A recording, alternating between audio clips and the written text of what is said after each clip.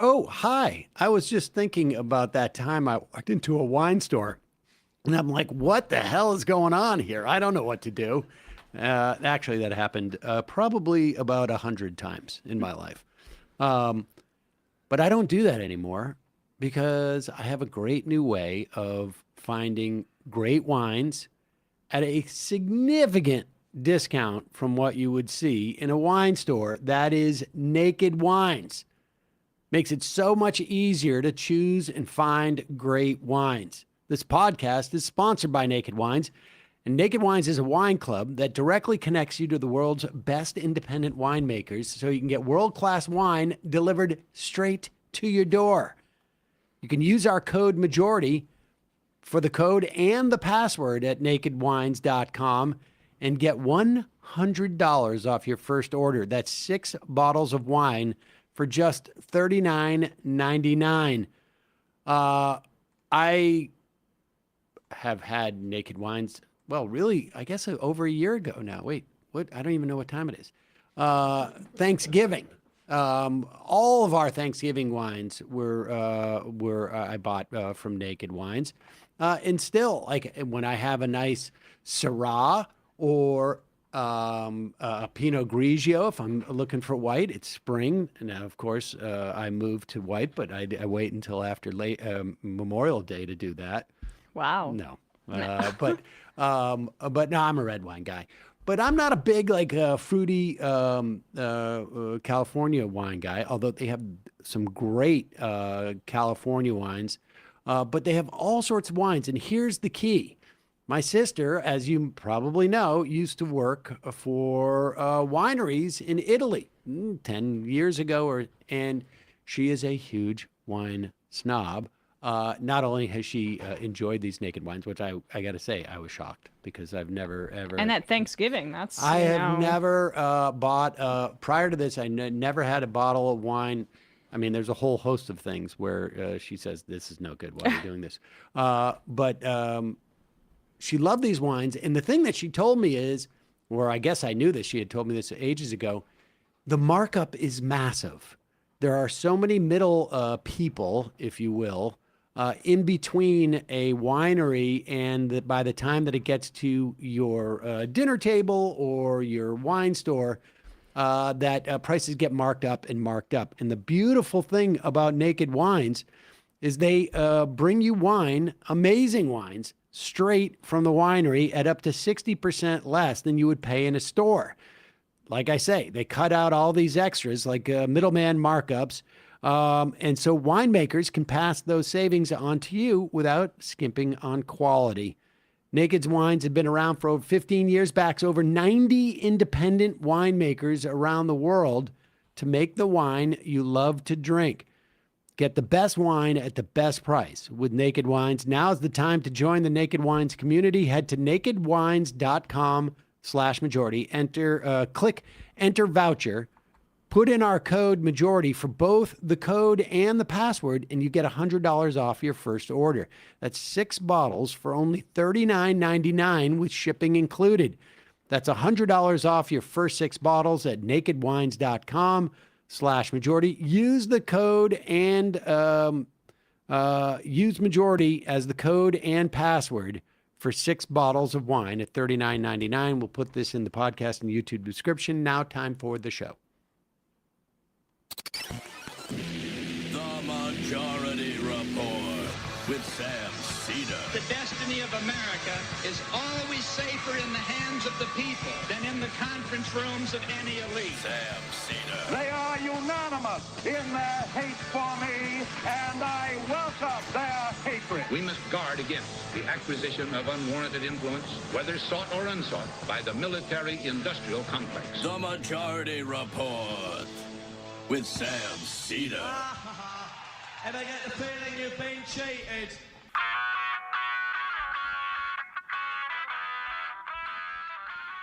It is Tuesday, March 10th, 2026. My name is Sam Seder. This is the 5-time award-winning Majority Report. We are broadcasting live steps from the industrially ravaged Gowanus Canal in the heartland of America downtown Brooklyn, USA. On the program today, Kat Abughazaleh running for Illinois' 9th Congressional District in the Democratic primary, which is happening in a week. Is it March 17th? I believe so, yeah. Also joining us, Professor Juan, professor of history at the University of Michigan, founder and editor-in-chief of Informed Comment, author of multiple books, Middle East expert. We'll be talking about the Iran war. Speaking of the Iran war, Trump increasingly incoherent as his advisors beg him to end the war, or at the very least, assuage the markets. Meanwhile, 5 Democrats go around Chuck Schumer and threaten to shut down the Senate over war hearings. First 2 days of Iran war cost at least $5.6 billion just in the bombs alone. Doge. Trump delaying Texas Senate race endorsement to leverage a Senate vote on the SAVE Act. He really, really wants to make it harder to vote because he thinks that's going to help him in the midterms. I don't think so. Speaking of midterms or elections, there's a special election in deep red Georgia today to replace Marjorie Taylor Greene. There are 14 candidates. There's no primary. 3 of them are Democrats. It was a plus 28 Trump district, but who knows? Meanwhile, Mike Johnson facing an even narrower margin as a California representative, Kevin Kiley, now claims he's an independent. He's seen the light. We rarely get that in reverse. What's that? That an independent? Republicans going independent. Oh, well, he's a little nervous about his seat, I suspect. Oh, yeah. States ask judge to continue their monopoly claims versus Live Nation after Trump lets them off the hook. I'm sure they didn't pay for that pardon. DOJ's Ed Martin facing ethics charges. And Pete Hegseth spending millions of dollars on lobster tails. All this and more on today's Majority Report. Welcome, ladies and gentlemen. Thanks so much for joining us. It is Newsday Tuesday. Tuesday. Yeah.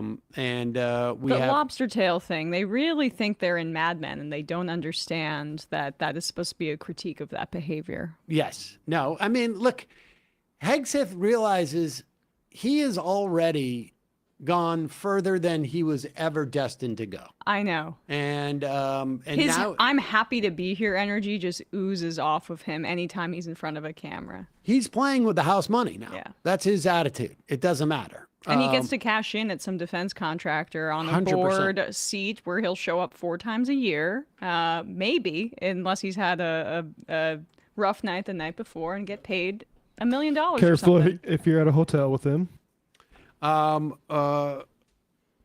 Folks are asking me, I think I mentioned this yesterday on the program. Mike Lawler Staffer says, Sam, were you supposed to debate Olivia Reingold last night? She posted a video on this morning talking about how she was supposed to. We will play that video. I was supposed to be on CNN last night, but I got bumped because of Donald Trump and his war. It was a very ridiculous segment about tweets, Instagram likes that Mamdani's wife had made prior to him being mayor. For the most part, I had no problem. I mean, I would subscribe to, I think 90%, I don't know, 95%, 98%, just without even any debate.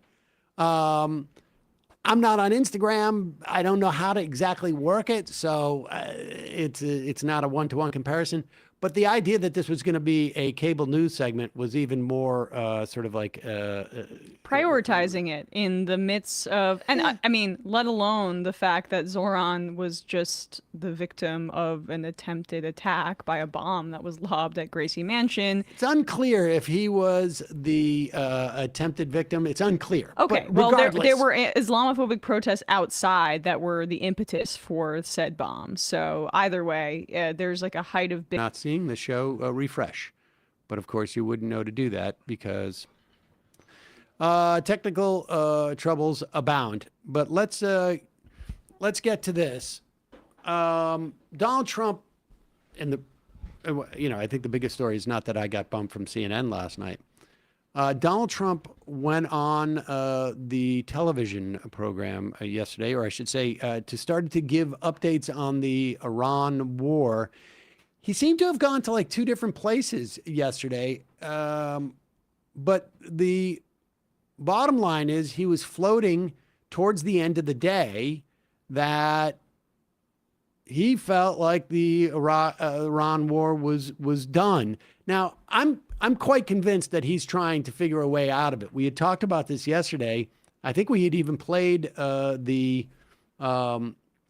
I can't remember his spokesperson's name now. Levitt. Caroline Levitt's saying, well, Donald Trump will decide when they have unconditionally surrendered, regardless of what they say.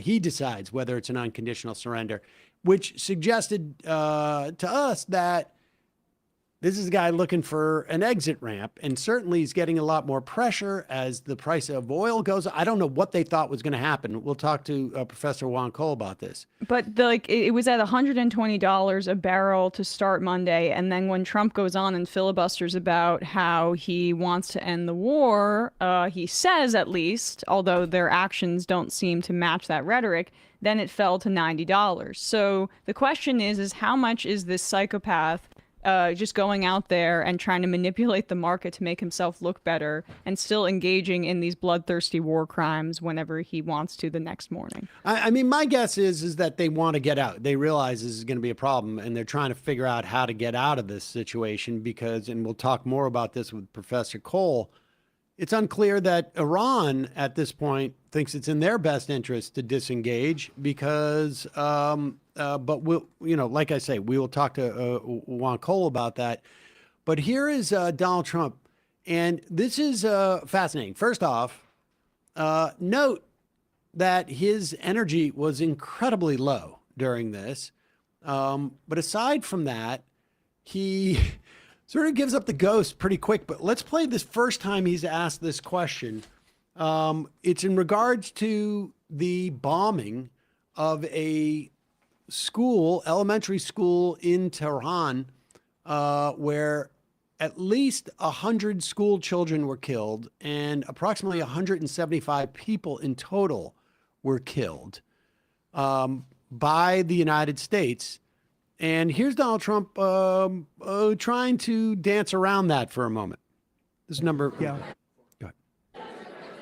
Please, go ahead.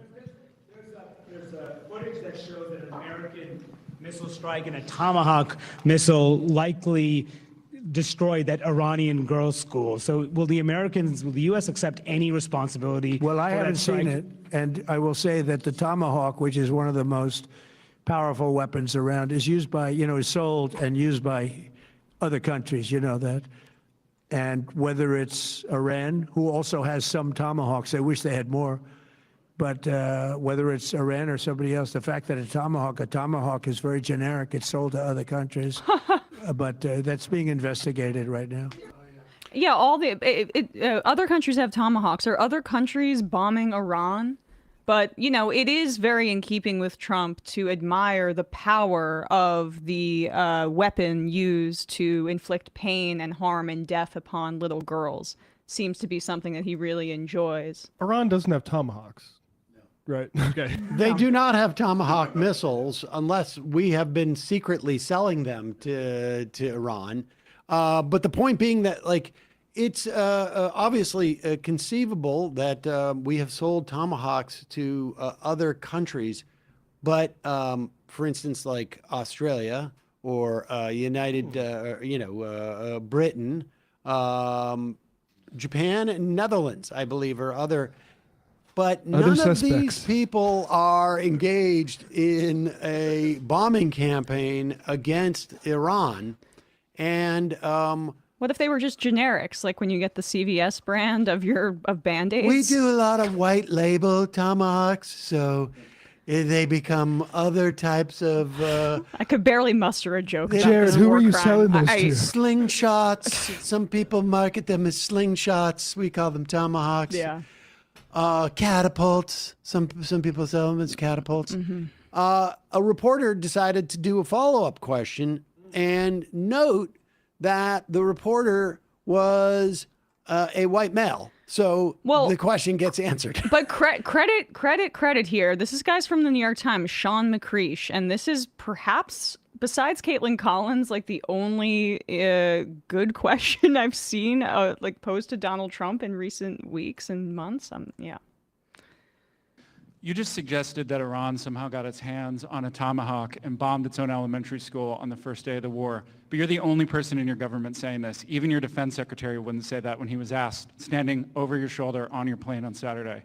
Why are you the only person saying this? Because I just don't know enough about it. I think it's something that I was told is under investigation. But tomahawks are used by others, as you know. Numerous other nations have tomahawks. They buy them from us. But I will certainly, whatever the report shows, I'm willing to live with that report. Well, I bet you are. Yep. You know, there's nobody, as the reporter asked, no Republicans, it seems like, not even his own here. This is John Kennedy, Republican of Louisiana. This was his quote. "It was terrible. We made a mistake. Other countries do that sort of thing intentionally, like Russia." Interesting. We would never do that intentionally. I think the department is investigating it now, and I'm sorry. I'm just so sorry it happened. It was a mistake. Spare me your pearl clutching, Kennedy, as you vote to send endless arms to Israel, because that would be the more prescient example here. We civilized folk are above this kind of thing. No. We just outsource it to Israel and subcontract our child killing out to them. This time this was us. We just did it more directly because the president got his rocks off about killing and hurting little girls again. Seems to be a theme. I don't know anything about it, but to the extent that I do, I'll blame other people. I don't know. It was obvious on day one what had happened. And just the idea that it gets strung out this long is in and of itself a victory for them, because it is meant to essentially amateurize the horrors that we've created. When we look at Israel, they're doing the same thing too with Israel now, where Israel supposedly was the ones who blew up these refinery and depots outside of Tehran that have essentially doomed millions of people to the potential for new cancers and diseases as petroleum rains down upon them, and they blame Israel. But I just quickly, one more point. Without prosecuting the Bush war criminals, this is what we've enabled. This is what we've wrought. All right, we got to take in a moment. We'll be talking to Kat Abughazaleh and Professor Juan Cole. First, couple words from our sponsors. One is from Delete Me. It's a company that I've been using for at least 10 years. Delete Me makes it easy, quick, and safe to remove your personal data online at a time when surveillance and data breaches are common enough to make everyone vulnerable. Delete Me does all the hard work of wiping you and your family's personal information from data broker websites. I've been using Delete Me for 10 years, obviously doing this job. I don't want all my personal information floating around. Delete Me's great. They send you like a monthly digest of basically what they found, where they found it, and what they deleted, because you got to keep on it, because the broker, the data brokers keep reconstituting your information. But the protection's not just for people who do stuff like this. The way that hackers work, they find information on the dark web, they combine it with information they can buy for a couple of bucks at a data broker, then they steal your identity. Or they buy stuff from a data broker, they find out your cousin's name, your parents' name, your phone number, some past addresses. They send you an email, and that's how they do their phishing scams. This is a great way to protect yourself, and also, frankly, a great way to protect maybe some of your elder parents. You guys are all too young for this, and I'm not making any aspersions, but when your parents get to be a certain age, you want to basically wall stuff off, if you know what I'm talking about. Data brokers make a profit off your data. Your data is a commodity. Anyone on the web can buy your private details. This can lead to identity theft, like I said, phishing attempts, and harassment. But now you can protect your privacy with Delete Me. What do data brokers do? They get your name, your contact information, sometimes social security number, your home address, and even information about your family members could all be compiled by these data brokers and sold online. Thanks to Delete Me for sponsoring the Majority Report. Take control of your data. Keep your private life private by signing up for Delete Me, now at a special discount for our listeners. Get 20% off your Delete Me plan when you go and join deleteme.com/majority. Use the promo code majority at checkout. The only way to get 20% off, go to joindeleteme.com/majority. Enter code majority at checkout. That's joindeleteme.com/majority. Code is majority. Also, sponsoring the program today, Cozy Earth. What does comfort that carries you from morning to night feel like? Cozy Earth crafts every piece with care. From soft, supportive socks for your steps through the day to breathable comforters that help you rest deeply at night. Every detail is intentional, so your every day feels quietly elevated. In fact, this is literally my experience. I am right now wearing a pair of Cozy Earth socks. Wow. I showed them to Brian. He made me get up and go look at his socks. I have a laced Nothing shoe better on to now. do, huh? But they're sharp looking too, though, aren't they? They are nice. Like half socks. maroon, half gold. University of Minnesota colors. Yeah. Well, I'm not concerned about that. But Gophers. Boston College. Boston College. Yeah, I'm not a fan of Boston College too. I'm more a Holy Cross guy, but that's All not right. the point. They're incredibly soft. I was telling Brian, these socks do not get into my drawer.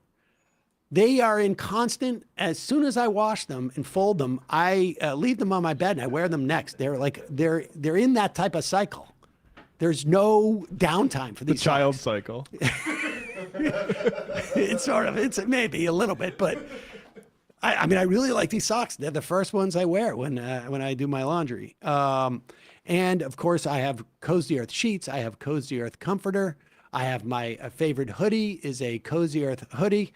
I got the joggers. I don't wear the joggers that much, because I get into a jag with my pants. But when I need a jogger, I wear those joggers. But I wear the hoodie is amazing. The joggers are amazing too. But and the socks, obviously, as you can tell, I am in love with my Cozy Earth socks. I may go all Cozy Earth socks. Nice. I may even I rarely will get rid of socks unless they got a hole in them, but I want to go Cozy Earth. Crafted with intention to support, those are the comforters. Crafted with intention to support deeper rest, designed with naturally breathable temperature regulating materials. These luxuriously soft comforters help your body settle, cool, and calm, gently supported through the night. And Cozy Earth purchases are risk-free. They have a 100-night sleep trial. Try them out. If you don't love them, return them hassle-free. 10-year warranty, because once you feel this level of comfort, you want it to last a decade. Thanks to Cozy Earth for sponsoring this episode. And for my socks, my comforter, my sheets. Discover how care in every detail transforms simple routines into moments of true comfort and ease. Head to CozyEarth.com. Use code MajorityReport for up to 20% off. That's code MajorityReport for up to 20% off. And if you get a post-purchase survey, be sure to mention you heard about Cozy Earth right here. Experience the craft behind the comfort. Make every day feel intentional. Quick break. When we come back, Kat Abughazaleh running for Illinois' 9th Congressional District.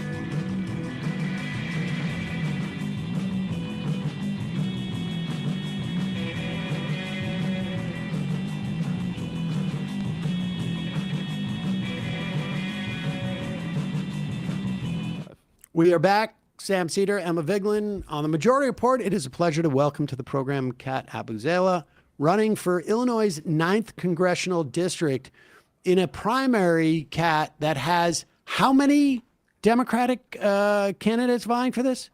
16. Wow. I love the laughing in the background. Yeah. No, that's insane. Why so many candidates? Do you have an idea? Like, I mean, I love it. It's a competitive primary. I was the first one to launch and the only one to launch before the incumbent announced her retirement. And I actually said, because there hasn't been a competitive primary in this district since before I was born, I was like, hey, if anyone wants to run, I will help you file the FEC paperwork. No one in this race took me up on it, but I am very glad that we have a competitive primary. And right now there are 3 highest polling candidates. I am in a close second, single digits from first. And of those 3, I'm the only one that hasn't met with or submitted a position paper to AIPAC, which I thought was a low bar, but apparently not. Okay. Well, that is, that's impressive. I mean, it's impressive to me that there are candidates, Democratic primary candidates who are sort of like openly courting AIPAC. That seems nuts to me at this stage. Yeah, it really is. And the one who is backed by AIPAC, they just released their second attack ad against me, and it's just as dumb as the first one.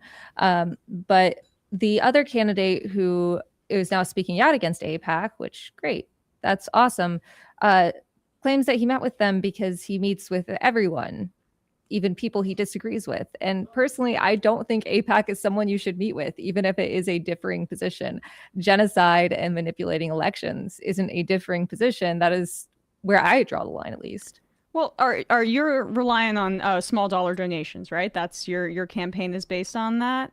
Yep, we are the only campaign in this race to be funded by majority small dollar donations. Which is interesting because, you see how some of these candidates, it's almost like once they get the AIPAC tag, they become so politically toxic that they can't fundraise in another way. So then they become more reliant on AIPAC. We're seeing this with Haley Stevens in Michigan, but I'd imagine that that's something that's happening in your race as well. Definitely. And it's kind of crazy because I think there are people across the country that are, nice people, maybe did good work before taking AIPAC support, but AIPAC knows it's toxic, which is why it operates now with dark money PACs. And it's made these candidates toxic as well. If they don't win, then that's always going to be a stain on their career. How did they run ads against you? What were the nature of the ads? Because we know that they're running, in New Jersey 11, for example, they funded an ad campaign hitting Tom, what was the name of the Malinowski from the left, and it ended up benefiting the actual left-wing candidate in the race.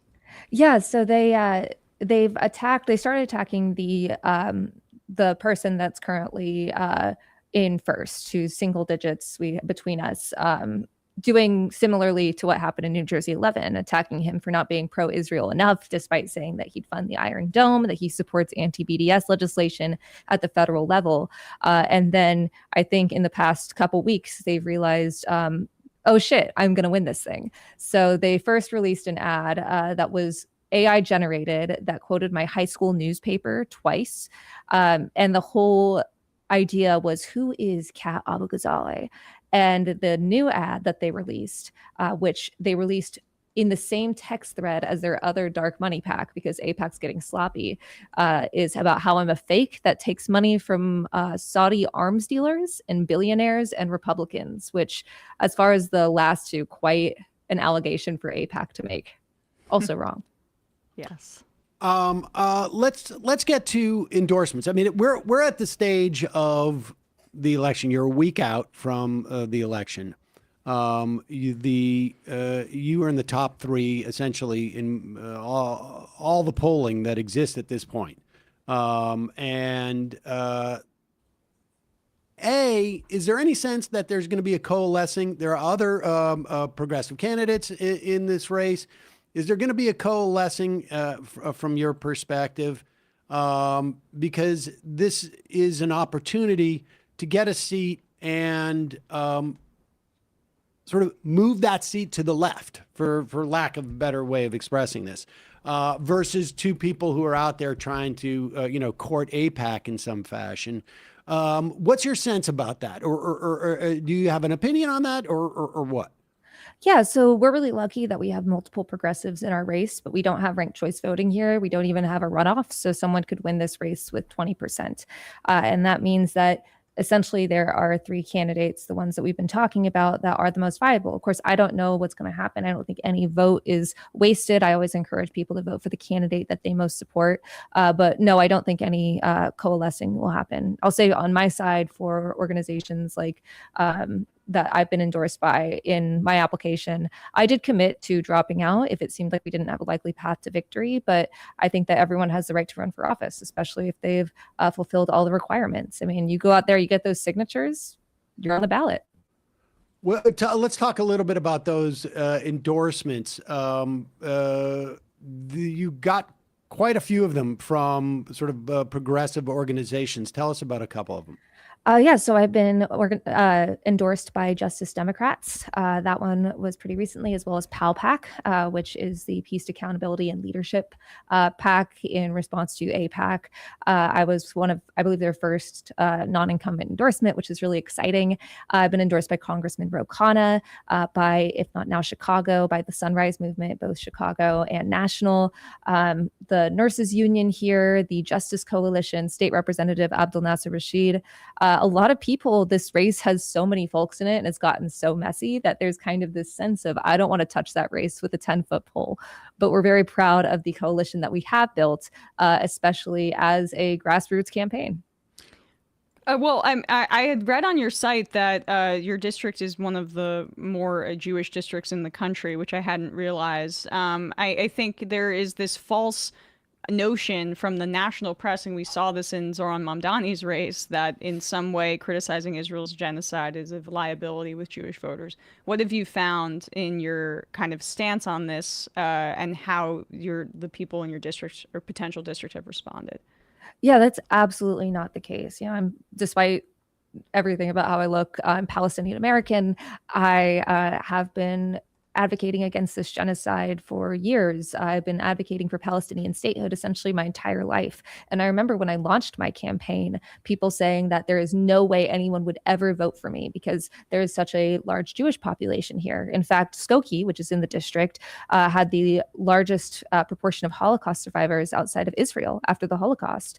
And I personally find that idea of they would never vote for a Palestinian so offensive, especially when Jewish people have consistently been the greatest allies in fighting for Palestinian liberation. Our lives and our futures are inextricable from each other. And the idea that just because you are Jewish, you have to support the actions of the state of Israel or that they're one and the same is so offensive. And most people don't support what is happening in Gaza or the West Bank. Give us a sense of, like, in the event that you do win, and we should say this is a very blue district, the winner of the Democratic primary is going to end up being the congressperson from this district. Where do you see yourself concentrating? I mean, members enter into Congress, there are committee assignments that they're looking for because they want to focus on a specific issue area. What would be yours? So I am a researcher and journalist who covers the far right. I worked for Media Matters, Mother Jones, Ateo News, and part of why I ran is because I was like, well, they're going to do something. Democrats are going to do something after Trump is reelected. And then they didn't. So first off, it's about stalling this president's agenda, however possible, working towards impeachment, conviction, and removal, the abolition and prosecution of ICE, and truly stalling this agenda however we can. We have to be more creative, whether it's in exploiting parliamentary procedure or using our resources in a different way. Like our campaign uses our office as a mutual aid hub. The Democratic Party is a massive donor base, and we could be fulfilling people's material needs right now and also showing through our actions our values, especially when people are so disillusioned in politics rather than just making a bunch of promises and talking like Gavin Newsom. Also, from March 18th till Election Day in November, like you said, this is a very Democratic district. And so if we're able to win this, we're going to be using our resources and our platform to get progressives elected nationwide. Lastly, I know that there's a DSA endorsed candidate in your race, but as you're saying, your polling kind of puts you in the position where of the lefty candidates, you're the one most likely to pull this off. What is your position on DSA, despite not getting that endorsement? And do you feel that you could kind of embrace certain, at least, tactics from DSA or have alignment on policies with DSA going forward? Yeah, first off, I am a dues-paying member of DSA. I have been for my entire adult life. I should say that I don't believe there is a DSA endorsed candidate in my race. There was a recommended candidate for recommended. for Thank a you. chapter that was in the farther suburbs, which still fantastic for that candidate. We did not pursue the DSA endorsement because I believe that was happening around our indictment. Things have been crazy over here. But I am a democratic socialist. I'm a dues-paying DSA member, and I have been for my entire adult life. We should say the indictment was not on, was one which I think you could take some pride in. Yeah. I'm actually, the last time I was supposed to come on here was after my arraignment. Yes. And then, that was a little crazy. So I've been indicted for protesting ICE. My trial is May 26th. If anyone is free, it'll be really, really stupid.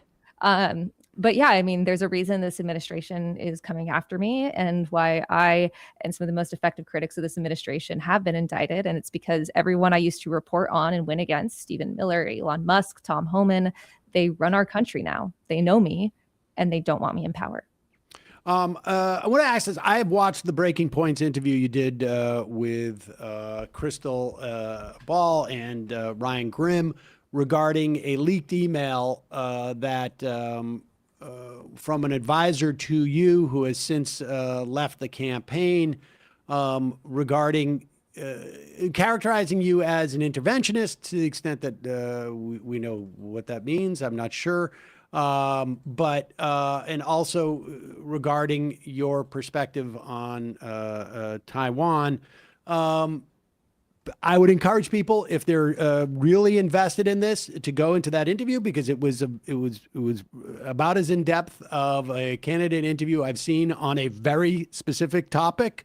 But broadly speaking, just give us the broader answer for that for those people who may be afraid that you are going to lead a massive campaign in the House to invade Taiwan, not just perhaps to get into a war with China.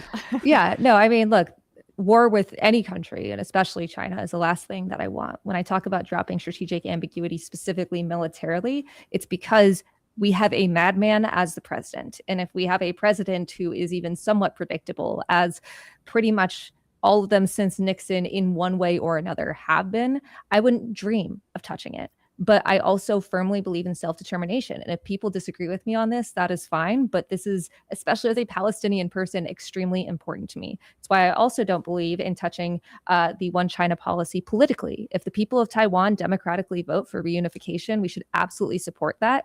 This stance that I have is not for China as a boogeyman or for control of Taiwan. This is specifically because of self-determination. Once again, if you disagree with that, that is your stance. But that's important to me. And this is an act for deterrence. We need to be investing in diplomacy, and we also need to be looking at China as a trade and innovation partner. But that's not possible with Republicans where they are now. And it's also not possible when any country is doing imperialism that includes the United States, but it also includes Israel, it includes China, it includes Russia. Imperialism and wars of aggression are bad, and I feel very strongly about that. Got a week left, literally a week before the voting starts, or I should say, is there early voting in this district? There is early voting, and we also have same-day voter registration here. So you can take your ID and a piece of mail that confirms your address on there and go to the polls. They will register you. They will give you a ballot. A lot of cases, you don't even have to do a provisional ballot, so your ballot can be counted right then. Election day is March 17th. If you want to know more, if you live in the area, this district goes from uptown Chicago up to Evanston, west to Skokie, and then all the way to Algonquin and Crystal Lake. It's gerrymandered to hell. You can go to catforillinois.com/vote. If you live in Illinois, please sign up for one of our Reach trainings, which is an app that essentially cross-references your contacts with voter data, so you can contact people you know to let them know to vote if they're in the area. You can do that at catforillinois.com/events, or sign up for phone banking or door knocking. And then finally, we need people to donate so we can keep up with the AIPAC ads that they've been blasting across platforms. If you can donate any amount at catforillinois.com, that would be fantastic. With over 60,000 donors, our average donation is still just $32. I'm looking at the polling here. There's a public policy polling from February 20th. There's an impact research from earlier in the month of February. You are in second place with essentially the same in both those polls. The guy who is leading BIS has dropped, and essentially, like, this is the race. There's and so if folks want to get a progressive in there that's been endorsed by Justice Democrats, the Sunrise Movement, the Teachers Union, etc. Nurses Union. This is an opportunity. 7 days to go. I imagine, people knocking on doors is going to be hugely important in a race where you have so many candidates who are running. So many, and we could use any help we can. And here's the thing, we are going to help elect progressives all across the country, and all of those polls, no matter what, I mean, no one knows what's going to happen in this race because there are so many variables, mainly that we are targeting everyone, not just likely primary voters, which skew older, whiter, affluent. We have a lot of young people in our coalition, a lot of immigrants, a lot of poor people. I'm a renter myself. Our own polling was the only one to include categories for renting. We need everyone, and we can win this thing. And I just gotta say, I didn't know that you were doing the live streams in place of calling hours for donations. We have an IM about that from Sean from PA saying it's a really good idea. Thank you. Just something to, I think, for other candidates to note as the people are trying to adapt to the digital age, that could be a really interesting way to get people engaged. So. And everyone, no one's picking up their phone when they see a number that does not come up as a contact. So right, and it sucks to constantly call rich people and beg for money, which is what every candidate in the history of America has had to do. So we play Hades 2 instead. Kate Abughazaleh, we will put a link to Cat at Cat for, what is it? Cat for Illinois.com, FOR. Illinois.com. All right, we'll put a link up there. Good luck. Thank you so much, guys. Great to see you. Thanks so much. Thanks Kat. for joining us. Good luck. All right, folks, we're going to take a quick break. When we come back, we're going to be talking to Professor Juan Cole, professor of history at University of Michigan, founder and editor-in-chief of Informed Comment. We'll be right back after this.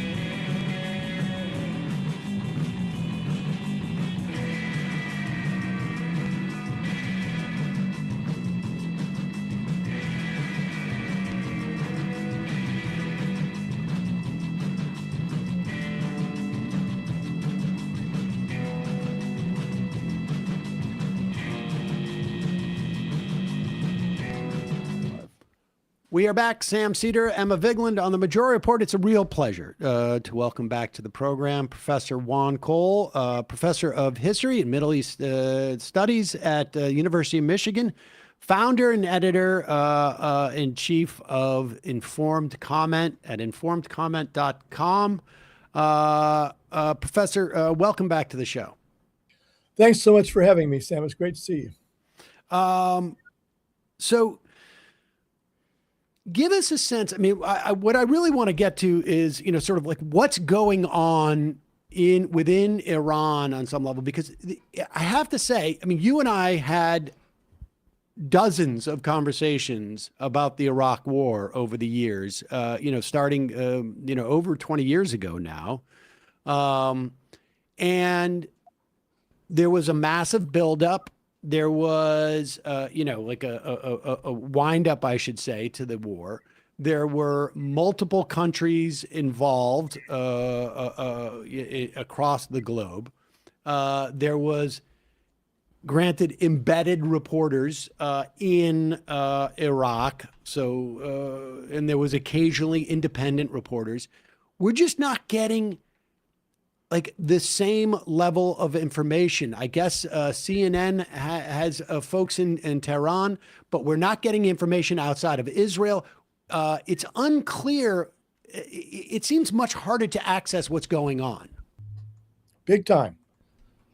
Well, I think, I can remember, Sam, when we first started talking, there were these alarmist reports that all of our media was controlled by 8 corporations. Yes. I think we may be going towards one, and we've become more and more of an oligarchy, both with regard to socioeconomic affairs, but also with regard to media. So the major, when we started talking, Facebook didn't yet exist, and Twitter now has become X. They have algorithms that suppress things that they don't like, they suppress news, they suppress controversial postings. So the media landscape is very murky. And back in Iraq War days, I could go on the internet and look at local Iraqi newspapers from towns in Iraq. I find it difficult to do that in Iran because they're also highly controlled. So it is a very different situation, but I think it's because our politics have shifted so heavily towards oligarchy. That's fascinating. And I was hoping that you would still have access to those things, frankly.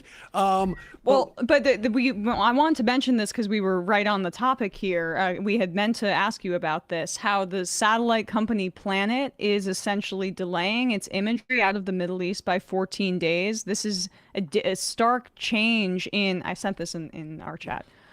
This is a stark change from how they'd approach the war in Ukraine, where that satellite imagery was more readily available. I'm wondering what you take from this announcement, because this also comes as the Israelis are heavily censoring information about the efficacy of Iranian strikes within Israel. Well, I don't know the details of that satellite delay, but it certainly makes things murkier, and probably deliberately so. Israel is not actually a democracy and has very heavy military censorship. Sometimes newspapers appear with blanks in the front page because the military censors didn't let the news through. So we don't know, I don't think, very much about what's actually going on the ground in Israel. There are a few people like Ori Goldman who have tweeted out when they're very heavily hit, but you would be arrested if you showed up with your iPhone trying to take a picture of the damage in the aftermath of an Iranian strike in Israel. So we don't know very much about that front. Lebanon, we know more about because the Lebanese are natural anarchists, and they are sending out reports. But and Iran itself, of course, is a autocratic government, and we don't know everything that's happening there. So it's very murky. But I mean, I think Emma, to your point, the overall picture of what's going on is not so hard to discern. The United States and Israel are bombing the bejesus out of Iran. They are attempting to afflict attrition on Iranian drone and missile launchers in order to make the country helpless. And they haven't succeeded. And moreover, Iran has figured out it may be a kind of self-defeating strategy, but also an effective one of not only hitting at Israel or at U.S. bases, but of interfering with the commerce in petroleum and gas that comes out of the Persian Gulf, which could throw the whole world into a deep recession.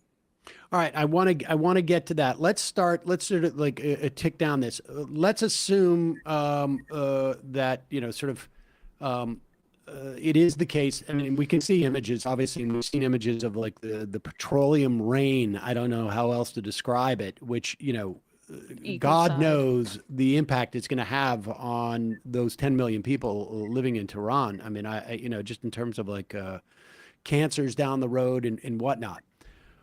But based upon your understanding of Iran, how effective, like, and it seems almost impossible to glean what the Trump administration's goals are here. Israel, it seems a little bit more possible that they're looking for some type of like Balkanization or internal strife in Iran, which would theoretically preoccupy them for who knows how long. What are the chances of that? I mean, explain to us the difference between like the efficacy of the Iranian Revolution in terms of creating a stable, low to the ground regime, as opposed to what we would see in perhaps Latin American countries where you have like sort of strong men come in and fall in military coups. Yeah, Iran experienced a revolution in 1978-79, which social scientists find that's extremely important for the subsequent unfoldment of politics, because it was a mass revolution. And in the aftermath, they established a parliament which has representatives from all over the country. And in parliament, they fight for their districts. So there's been enormous spread of education, rural schools, electrification. Women's literacy has more than doubled. The whole country's literacy is quite high now. It is a mobilized population. And for all the discontents with this government, it's not like a one-man dictatorship. There are regime supporters who form popular militias on the streets of all the cities in the country.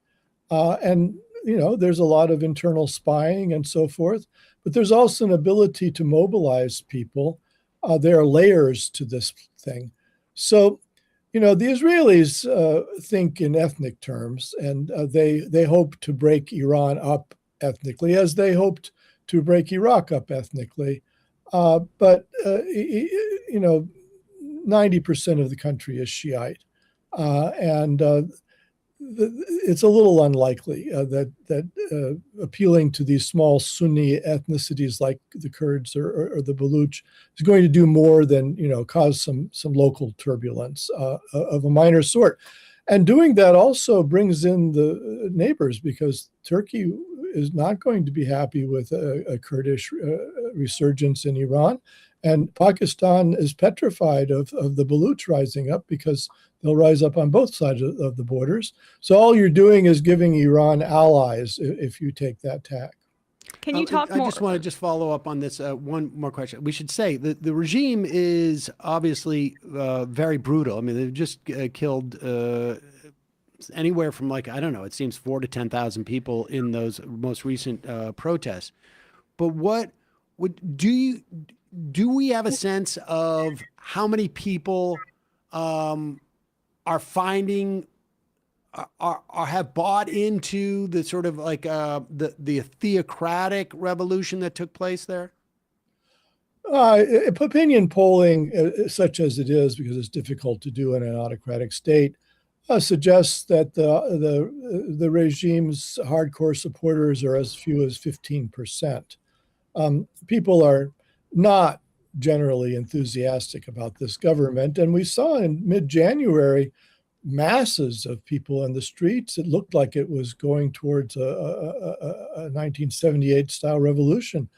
And as you say, it was viciously repressed with very high casualties. They shot into crowds. But now, things have changed all around, because if you can't come into the streets if you're afraid of being bombed. And the steam has been taken out of that movement. And moreover, then your neighbors will look at you and say, what are you on the side of the Israelis? And so I think, this Israeli and Trump intervention in Iran has squelched what was becoming a movement, and quite unfortunately so. It probably has strengthened the regime. I want to just go back to what you were saying about Turkey, because Turkey is a NATO member and Israel has been threatening them openly. And then you also have, of course, the relationships with the GRCC countries in the United States that are, financial in nature, perhaps less inextricable than our relationship with Israel, obviously. But Trump's financial involvement in the GRCC countries, I think, is also important here, because it appears like Iran's strategy is directed towards perhaps targeting them, because they know that they'll have it's more bang for their buck with drone attacks on GRCC countries than lobbing missiles into the Iron Dome that are most likely going to get intercepted. So could you expand on both Iran's relationship with Turkey and then also the other Gulf countries and how that changes the dynamic here? Turkey, as you say, is a NATO member. And they have used their levers in NATO to marginalize Israel. So because of the Gaza war, NATO is not conducting joint military exercises with Israel any longer on the grounds that Israel has violated the laws of war and is not a suitable partner. And the Israelis are furious about Turkey's access to the inner workings of Brussels and the way it can marginalize them. And they would very much like to take Turkey down a peg. I think it's very difficult for them to do that, because NATO has Article 5, an attack on one is an attack on all. If the Israelis attack Turkey, I think it will bring in at least some of Europe against Israel. The Israelis talk big. The cabinet members, not marginal people with real power. They'll talk about, eventually we may take Damascus, or we have to take Turkey down a peg. And Turkey is a huge country compared to Israel. There's 7 million Jews in Israel. There are nearly 90 million Turks, and they have an excellent military, high-powered weapons and jets, and the only thing they don't have is a nuclear weapon, but then they have an American nuclear umbrella. So I wouldn't pay too much attention to what the Israelis say about Turkey. It's just it's threats, and the same thing can be said about Erdogan's empty threats against Israel from Turkey's side. But with regard to the Gulf countries, I said I mixed up IRGC and I meant to say GCC, the Gulf countries, just clarifying that. Yes. The Gulf Cooperation Council. Yep. The Gulf Cooperation Council is the Arab oil monarchies.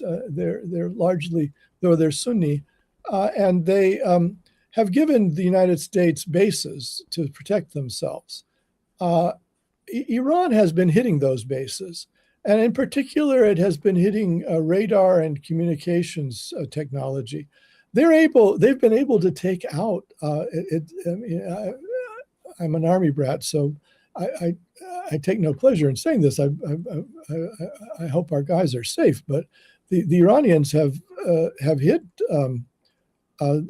very expensive hundreds of millions of dollars worth of radar and other communications technology on these bases in places like Kuwait in order to prevent the Americans from protecting Israel from Iranian missiles and drones.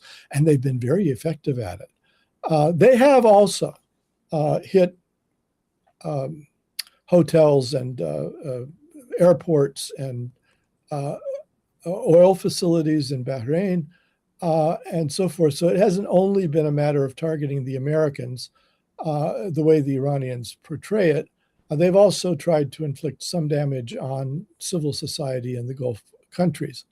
But the main thing they've done is that the Gulf Arab states live on oil and gas. I mean, 20% of the world's supply of oil and 20% of liquefied natural gas comes out of the Gulf.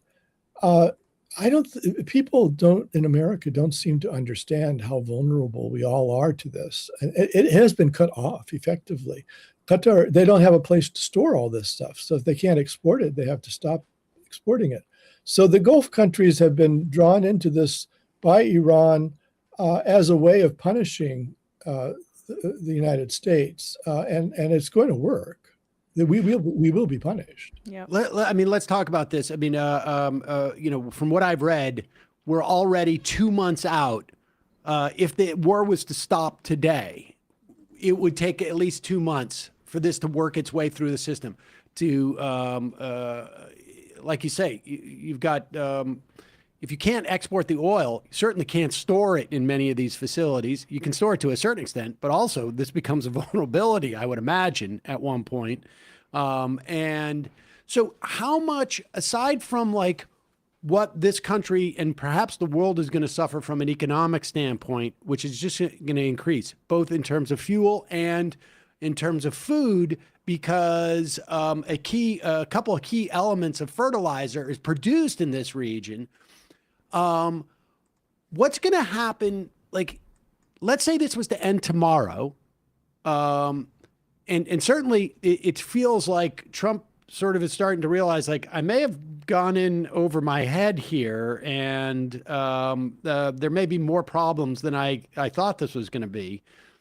But be that as it may, if it was to stop tomorrow, what is your sense of like how these GCC countries, are they going to say, you know what, maybe we shouldn't have these U.S. bases here? Like this, if the idea is that we were going to get protected, I mean, I think, like at one point their protection came from their own people, but it seems like they've sort of like figured that out.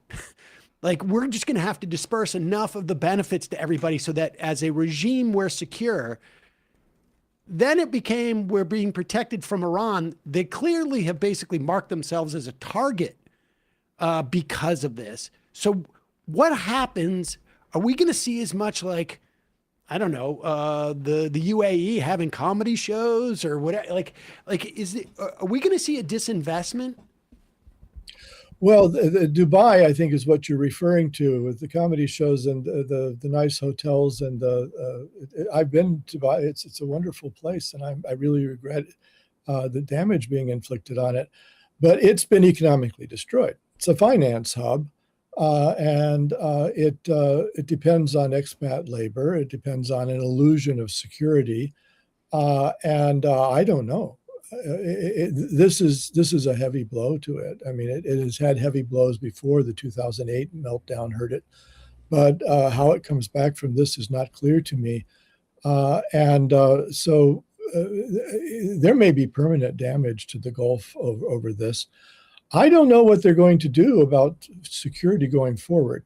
There are two things to say. First of all, Iran is not going to relent until it gets a reset on its security. It's not going to put up with, it's not Gaza. The Israelis have this cynical phrase, they talk about mowing the grass. They used to bomb Gaza every once in a while. Iran is not going to put up with that. They're a big country and not a poor one. And they have capabilities which they're demonstrating.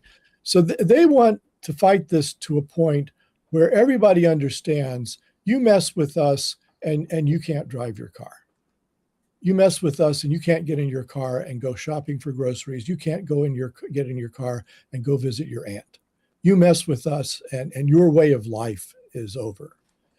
They want that message to get through. So they're not going to stand down until they get an understanding of that sort.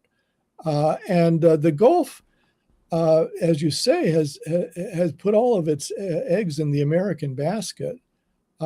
Some other countries have not, like Djibouti, this small port on the Red Sea. They gave the Chinese a base, along with the British and the Americans. And you may see something like that they may diversify their security arrangements. This whole thing could be an enormous boondoggle for the United States and a big boon for China.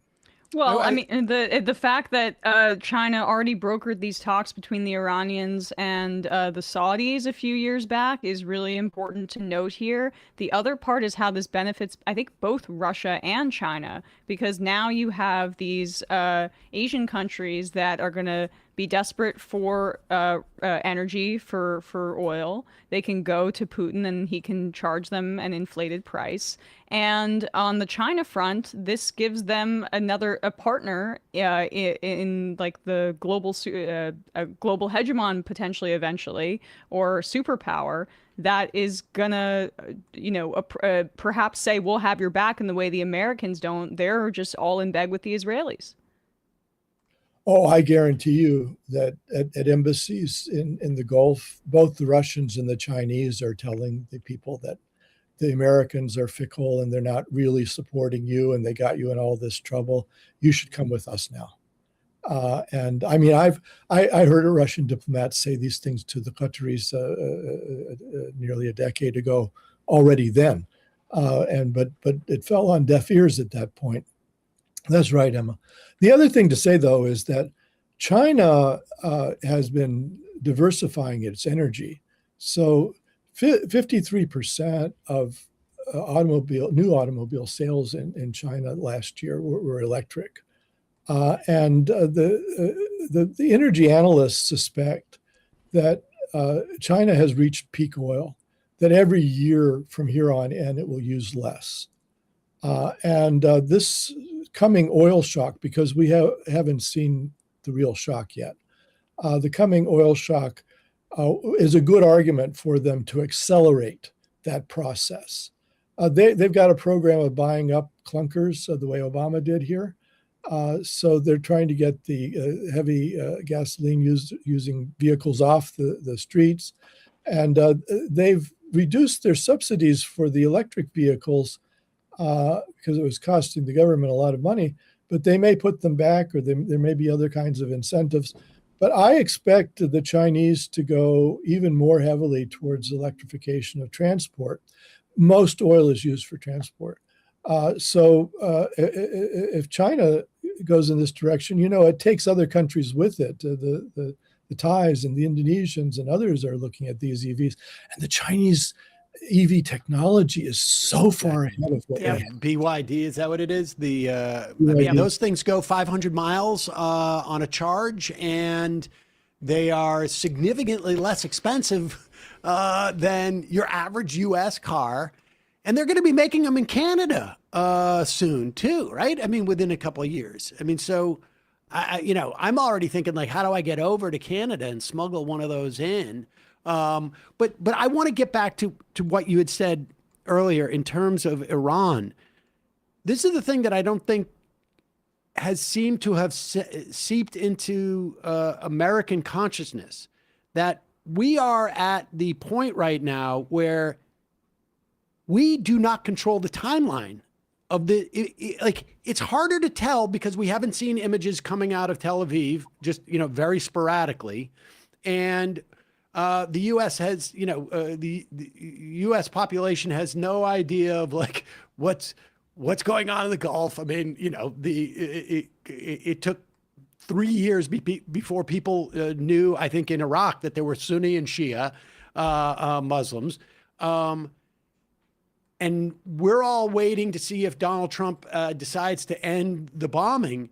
But what you're saying is that Iran is basically dictating the timetable of this from your perspective, like how much pain, like what are the pain thresholds that they can impose on the United States and Israel, and I guess to a certain extent the rest of the world? And where do you think that they'll decide like that's enough? Yeah, well, as I said, I think they won't stop until they get they're convinced that the world has gotten the message. They've taken our energy hostage. I don't know what you guys are paying for your gas bill last winter every month, especially in the cold snap in January. But imagine it doubling. Now, some analysts will tell you, well, the United States has its own natural gas from fracking, and it has its own petroleum, and we mainly import from Canada and Mexico, so we're not dependent on the rest of the world. It doesn't work like that. It's one global market. I mean, it's segmented a little bit, but the prices track pretty closely between, say, Brent crude, which is the North Sea oil from Britain, and the West Texas petroleum, which is the American. They go pretty much in tandem. So it's because it's one world market. If there's upward pressure on prices, it affects everybody. It doesn't matter whether you have oil or not. Your oil becomes expensive because everybody wants it. If you take 20% off the market, the price doesn't go up 20% because both demand and production are inelastic. It's very hard to produce a lot more oil, especially since the swing producers are in the Gulf. So you're going to compete for a lesser amount. Everybody's going to compete for it, and it's very hard to not use it. If you've already bought a gasoline car, then you've got to buy gasoline. If you got to get to work that way, you don't have choices. You can't just absent yourself from that market. So demand is inelastic, supply is inelastic. If supply goes way down, then you've got more and more people competing for less and less oil. It becomes a bidding war, essentially, for every gallon of gas. It's exactly right. And it happens all over the world simultaneously. It is going to happen in the United States as well. Well, so in terms of Iran dictating this timeline, then the question is, how does Trump get to declare victory? Because we played a clip of Caroline Leavitt yesterday saying that Trump can declare unilateral surrender and he gets to determine what that means, which basically means like they want to win the PR battle here.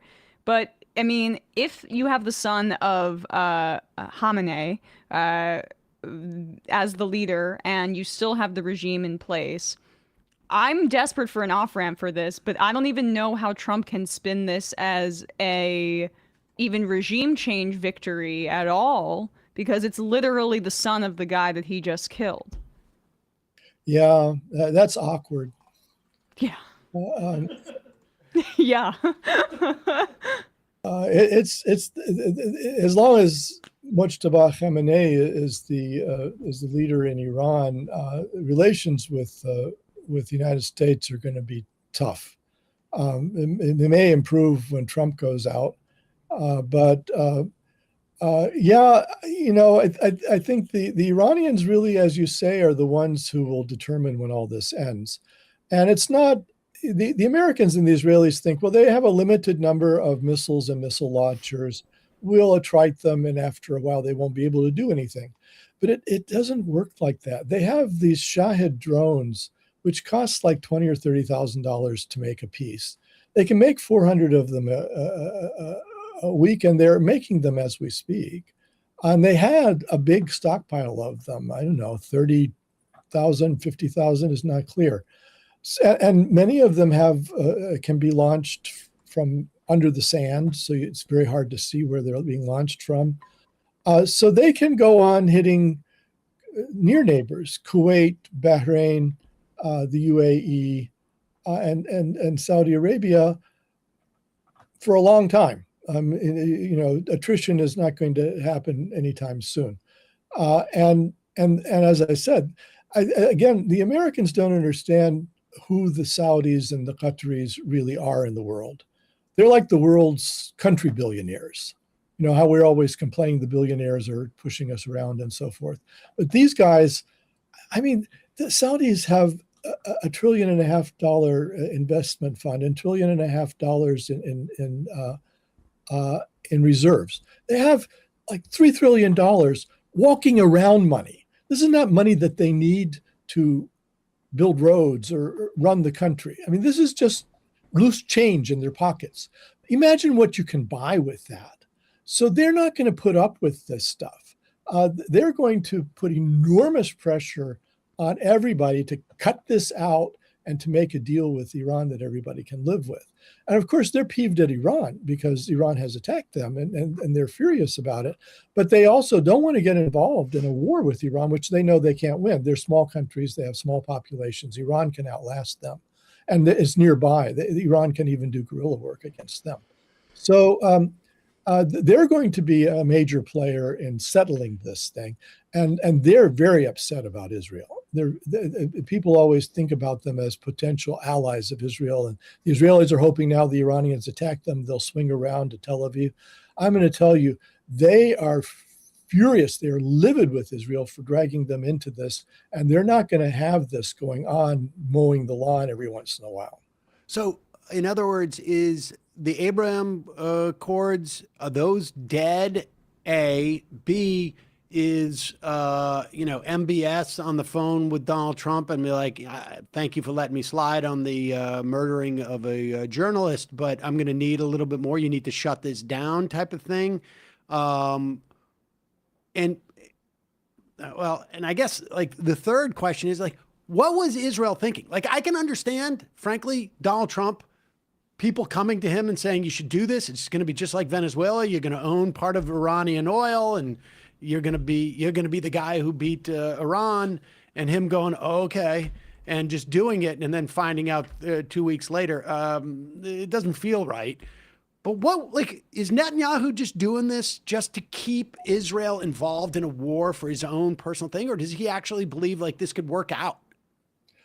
Well, Netanyahu is the victim of his own success. I mean, he's been in power a very long time, and he has accomplished many of his goals over time. He, has destroyed the Palestinians and reduced the Gazans to fourth world status and deprived them of potable drinking water and so forth. And he's whipped the Egyptians into shape. The Egyptians are basically cooperating with him, and they're the major nearby military power. The government in Syria, which was an enemy of Israel's, has been overthrown. Hezbollah has been taken down. So Netanyahu went from what he saw as victory to victory in not only securing security for Israel, because security actually in the long term would require good relations with neighbors, but in acquiring power and fear. And so he thought he can do to Iran what he's done to these others, to the other neighbors. And Iran is a different kettle of fish. It doesn't work like that. He doesn't understand Iran. It was one of the problems with the Israeli elite is that although they are in the Middle East, they don't know very much about it. They're like, it's as if, you had Polish people running the place. In fact, of course, it's as if the reality is what it is. But like, can you talk more about how Iran may react in terms of nuclearization? I know we probably have to let you go soon, but I was thinking about how the Kim Jong-un, right, the never promised to denuclearize, looking kind of good right now, especially when you see what happened when to Gaddafi after he made an agreement at the early part of the 21st century and then was impaled and assassinated. And now Iran, after they did a deal with the Americans, the JCPOA, okay, we're going to bomb your entire leadership, kill 1,300 people, including little girls, and also do a kind of an active ecocide and allow the bombing of these oil fields that are going to cause all this damage to the population. Like, they are creating more incentives for more countries to create nuclear weapons as a deterrent. Oh, absolutely. Well, from the inception, when the French and the British connived at getting the Israelis a nuclear weapon, they set off an arms race in the Middle East. Iraq had a nuclear program for this reason, and Iran, this is controversial, but in my view, the Islamic Republic has never wanted a nuclear device. They were pursuing what is sometimes called the Japan option. As you know, Japan, everybody knows they have lots of plutonium and they're good at technology. So if they wanted to, the Japanese could make a bomb pretty quickly. And they hope that since everybody knows that, it has a deterrent effect, that North Koreans won't dare come for them because, the response could be that Tokyo would suddenly be armed with nukes as well. So I think the Iranians were trying for that, but it didn't work. The Japan option didn't work. And they have because it's a theocratic state, and Americans, oddly enough, don't understand this. Americans are much more religious than most industrialized democracies, but they still don't understand religion. Like the Iranian leadership always said it doesn't want a nuclear device because you can't use it without killing large numbers of innocent civilians, and that's against Islamic law of war. They genuinely believe that. And people push back against me. They say, well, they don't genuinely believe it, and they're hypocrites or they're lying or whatever. And I said, okay, does anybody believe that the Pope has a condom factory in the basement of the Vatican? No, I don't. Because we take him at his word that he doesn't approve of birth control. He issued an encyclical. Well, the leader of Iran, Khamenei, issued numerous encyclicals that making an atomic bomb is illegal in Islamic law. Now, they've killed that guy. And the way Islamic law works in Iran is that the fatwas, or the considered legal opinions of a dead jurisprudent, don't count. So now the new guy has to make a fatwa. And we don't know what that's going to be. And it could well be that Iran goes towards nuclearization. It has a lot of underground facilities. It still has a lot of highly enriched uranium. And I also think that the Saudis will. The Saudis are not going to put up with being vulnerable. The Israelis bombed Doha and Qatar last September, and that set off alarm bells all in the Gulf that we need better protection. So they went to Pakistan and said, would you protect us? And Pakistan has a nuke. And the Pakistanis said yes. But now the Saudis are calling Islamabad every day and saying, what are you doing to protect us? You promised you would. And the Pakistanis don't want to get involved. So I wouldn't be surprised, but the outcome of what Netanyahu has done is to push the entire region towards nuclearization. Professor Cole, it is always incredibly informative to speak with you. Not always cheery, I have to say. But I suspect we'll be turning to you in the coming weeks. Hopefully not the coming months about this, but it seems conceivable. Really appreciate your time. Folks should also check out Informed Comment. It has been a read of mine now for 20 some odd years, which is also a little disturbing, but thank you so much for your time today. I really, really appreciate it. Thanks so much, Sam. It's great to see you and nice to meet you, Emma. Nice to meet you as well. All right, folks, that's it for the first half of the program today, which, of course, ended up being the first 2/3 of the program, or 5/4 Sure. of the program, 4/5 of the program.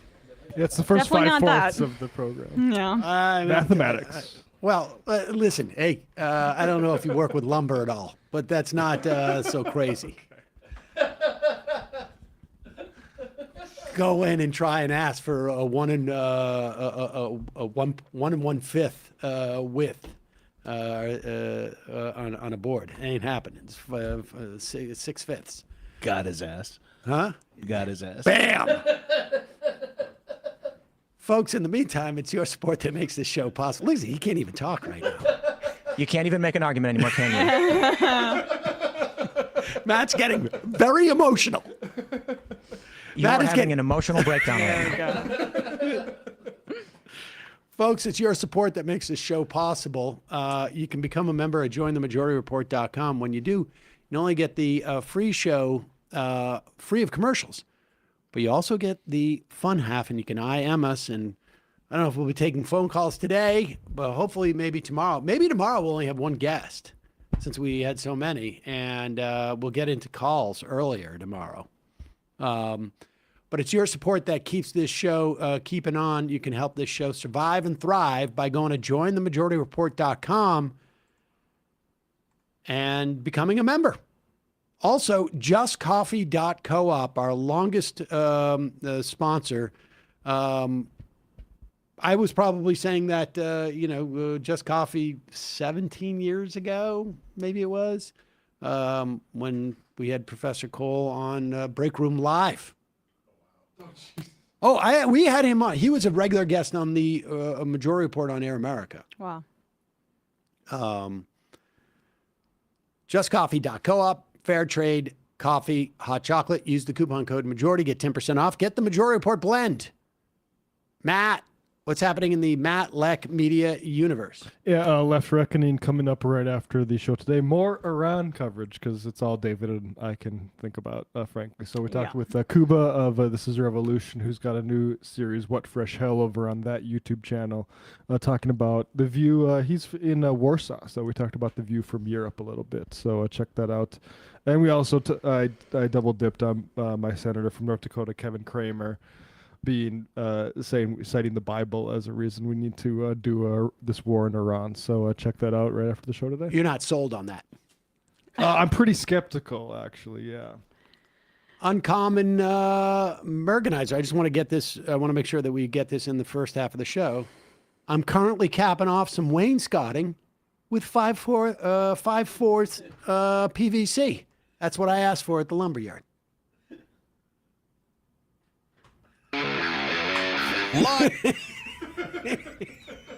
That's me thinking maybe I should go work there again. No,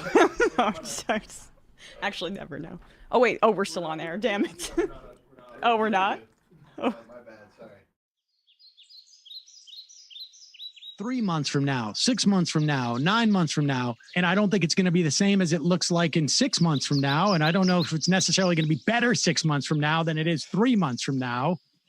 But I think around 18 months out, we're going to look back and go like, wow. What? What is that going on? It's nuts. Wait a second. Hold on for a second. The Majority Report. Emma, welcome to the program. Hey. Matt. What is up, everyone? Nomi Key. You did it. Let's go, Brandon. Let's go, Brandon. Bradley, you want to say hello? Sorry to disappoint everyone. I'm just a random guy. It's all the boys today. Fundamentally false. No, I'm sorry. Stop talking for a second and let me finish. Where is this coming from, dude? But dude, you want to smoke this 7-8? Yes. Hi, me? Is it? Yes. Is this me? Is it me? It is you. Is this me? Hello, is this me? I think it is you. Who is you? No sound. Every single frickin' day.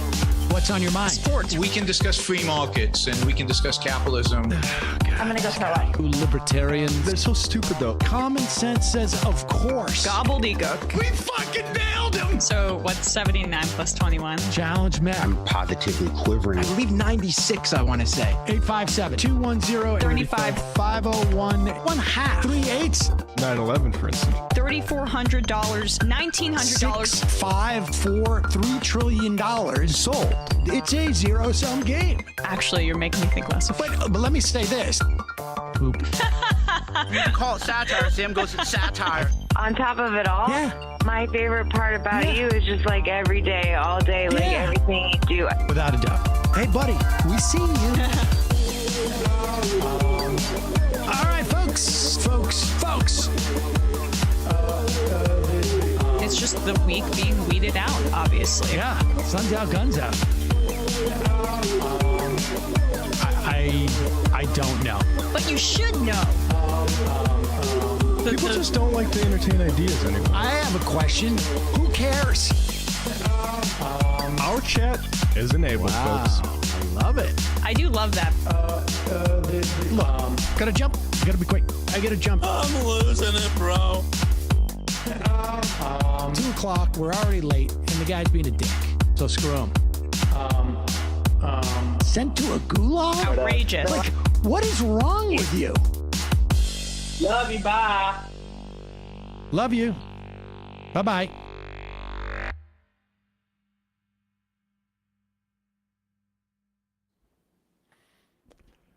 Galactic Nurse Boogers. The best part of paying for an MR membership is hearing how the sausage gets made, as Brian says, my bad, off air weekly. If we're getting down to only once a week, I feel like that's a lot of improvement.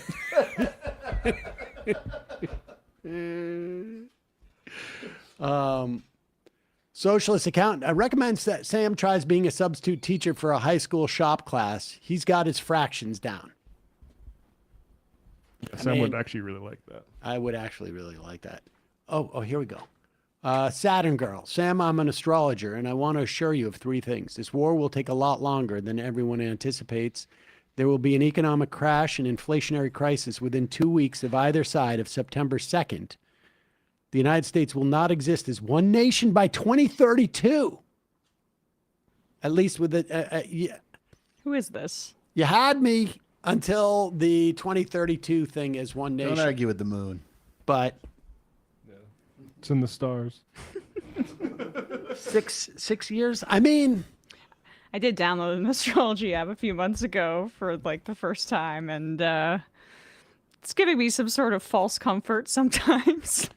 Well, like show your work. Saturn Girl was right about something else. I can't remember what it was that you were correct about, that you really made me concede.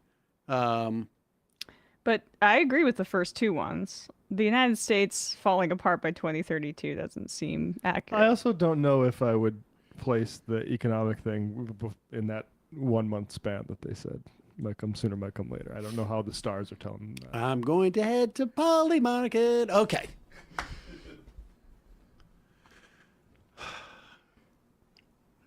Here is Chuck Schumer. I mean, here's the thing. It is quite clear now, right? I mean, put aside the horror of us engaging in a war, period, and the uselessness associated with it, and the death and destruction that we bring about, and the cost, and not just the cost, but also the sort of like the injection of all these resources into the war machine. All that is enough to oppose this war. Chuck Schumer is compelled to support this war because, as he said multiple times, more than anything I've ever heard him say, is that his job is to protect Israel. As Senate Majority Leader, as Senate Minority Leader, his job is to do this. And so he cannot have a full-throated argument against this war.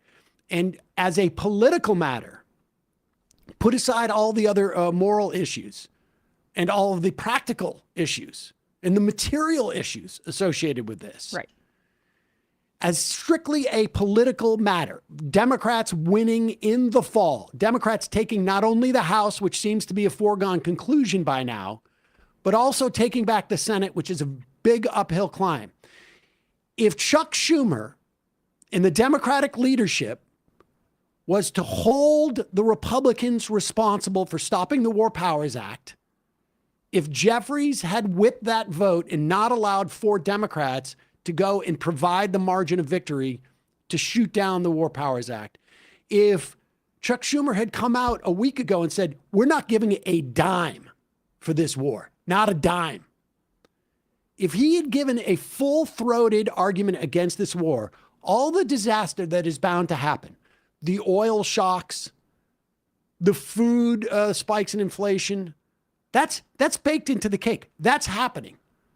It may take a while for it to get through the system, but that's going to happen. And there could be very well more. If he had done that, or if he was to do that yesterday, let's say, or today, Democrats would have a much better chance of taking the Senate.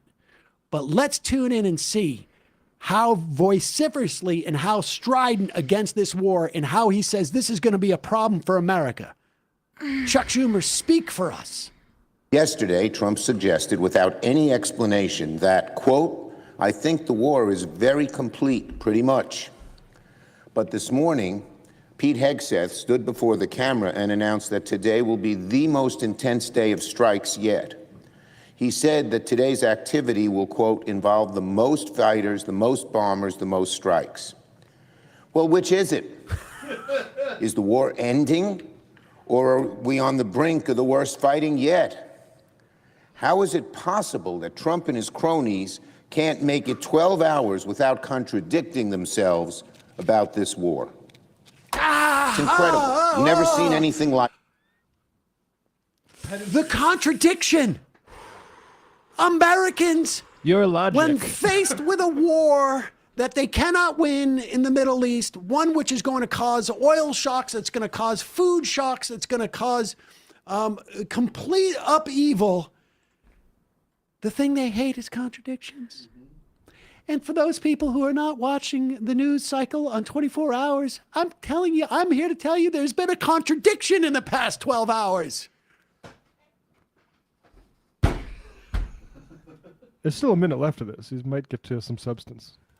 No more contradictions. No more contradictions. It's amazing how that's the first time he gets animated in this thing too, right? Like, they're all over the place. Contradictions. Yeah, and that sound drop you played, we should just, after this, play that clip from last summer, just to give people a sense that he's copy-pasting this procedural argument from the last time that Israel bombed Iran. This is not even rise to a procedural argument. This is, I don't appreciate their messaging. Yeah, well, exactly. Yeah, it's inconsistent. Make it coherent. How is it possible that Trump and his cronies can't make it 12 hours without contradicting themselves about this war? You tell us. It's incredible. Never seen anything like it. I can't believe this is a written war, down. Serious, putting our soldiers in harm's way, costing billions which should be spent on reducing our costs here overseas. And they don't even have a rationale. They keep contradicting each other and contradicting themselves. Pause it for a second. Yesterday, Excuse President me. Trump- Our costs here overseas. He doesn't even have an agenda. It's just like our costs here. But they're spending it overseas. Contradicting each other and contradicting themselves. Yesterday, President Trump was also asked whether the war is, quote, very complete, as he said, or is it just at the beginning, as Hegseth says? Yeah, you said that. Well, do you care to guess the president's answer? No. Okay, let's everybody guess. I'm actually supporting legislation to make poly market perfectly legitimate. So everybody guess and put down on your trade sports. Yeah, you know what is not a salient political argument is when you're just pointing out the fact that there's muddled messaging from the administration without saying what is muddled about it. You're just criticizing the fact that they're not clear enough about their scale and scope of this criminal war in Iran. I mean, if you don't say, are we finished with the war? Are we just starting the war? You might confuse the enemy.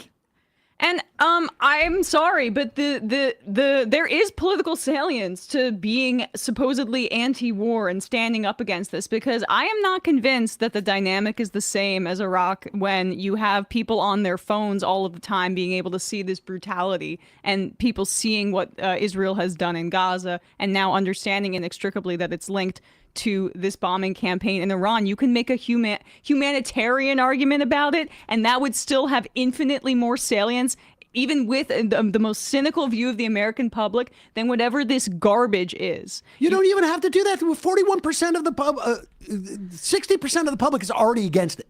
60% is already, you're on the winning side already. And what you're doing is actually leveling a complaint that is not as far as to where the American public is on this. It is amazing. And this is the problem. You know, I hesitated to use the term controlled opposition because I don't think that it's actually the most helpful. But what I like to call him is a fascist collaborator. Now, some people might say you can drop the collaborator part, but from a political perspective, I think collaboration is the best way to dislodge this Zionist plant who's a religious ideologue and also completely corrupted. Who knows what it is at this point, who is committing political malfeasance. When you look at the polling on this issue, what happened to the popularists? What happened to the popularists that he listens to all the time saying that they should reorient democratic politics around zoning or whatever, or abandon trans people? This is an unpopular war. And the only thing he can come up and muster and say, well, I don't know if it's going to last like multiple months because the administration isn't being clear. Are you in favor of it lasting multiple months? Are you in favor of it ending tomorrow? The answer is more the former. Because he's not just corrupted by, like, you know, saying I want to stand up for Israel and provide them with money. He's also roped into their strategic objectives, which is just like raining fire and chaos on the country in the region that's going to be most effective at opposing them. And Americans be damned. Like, I can't. They talk about democracy. This is the guy that was like, oh, democracy, dude. And Trump is a threat to democracy. I mean, seriously, he puts Israel before Americans. He's a threat to democracy, but what's worse is he's a threat to contradictions. People, which way are we going? Is it cold? Is it hot? I don't know. Oh, I know he's a lawyer. I watched that thing. Yeah. Even if I was like the Zionist that Chuck Schumer is like, saying like, I'm going to protect Israel, that's my number one job, I'd be like, man, this guy is lame. Like, he can't even do this well. But that's why, no, they want him to be lame. They want him to be as weak as possible, because if the leader of the opposition party to the Christian Zionist fundamentalist freaks on the right is completely feckless, it's actually best case scenario. But so it goes to what I said yesterday. Why is the party still lined up behind him? House Foreign Affairs Committee, this is the House. Listen to this tweet. The American people want affordable health care, gas, and groceries. Okay, good so far. Instead, they have a president spending billions on a war of choice in the Middle East. Okay, good. Congress must not send Trump a blank check to continue this war without first getting a lot more answers. Whoops. The hell are you talking about? We have the answers. Act on our conclusions.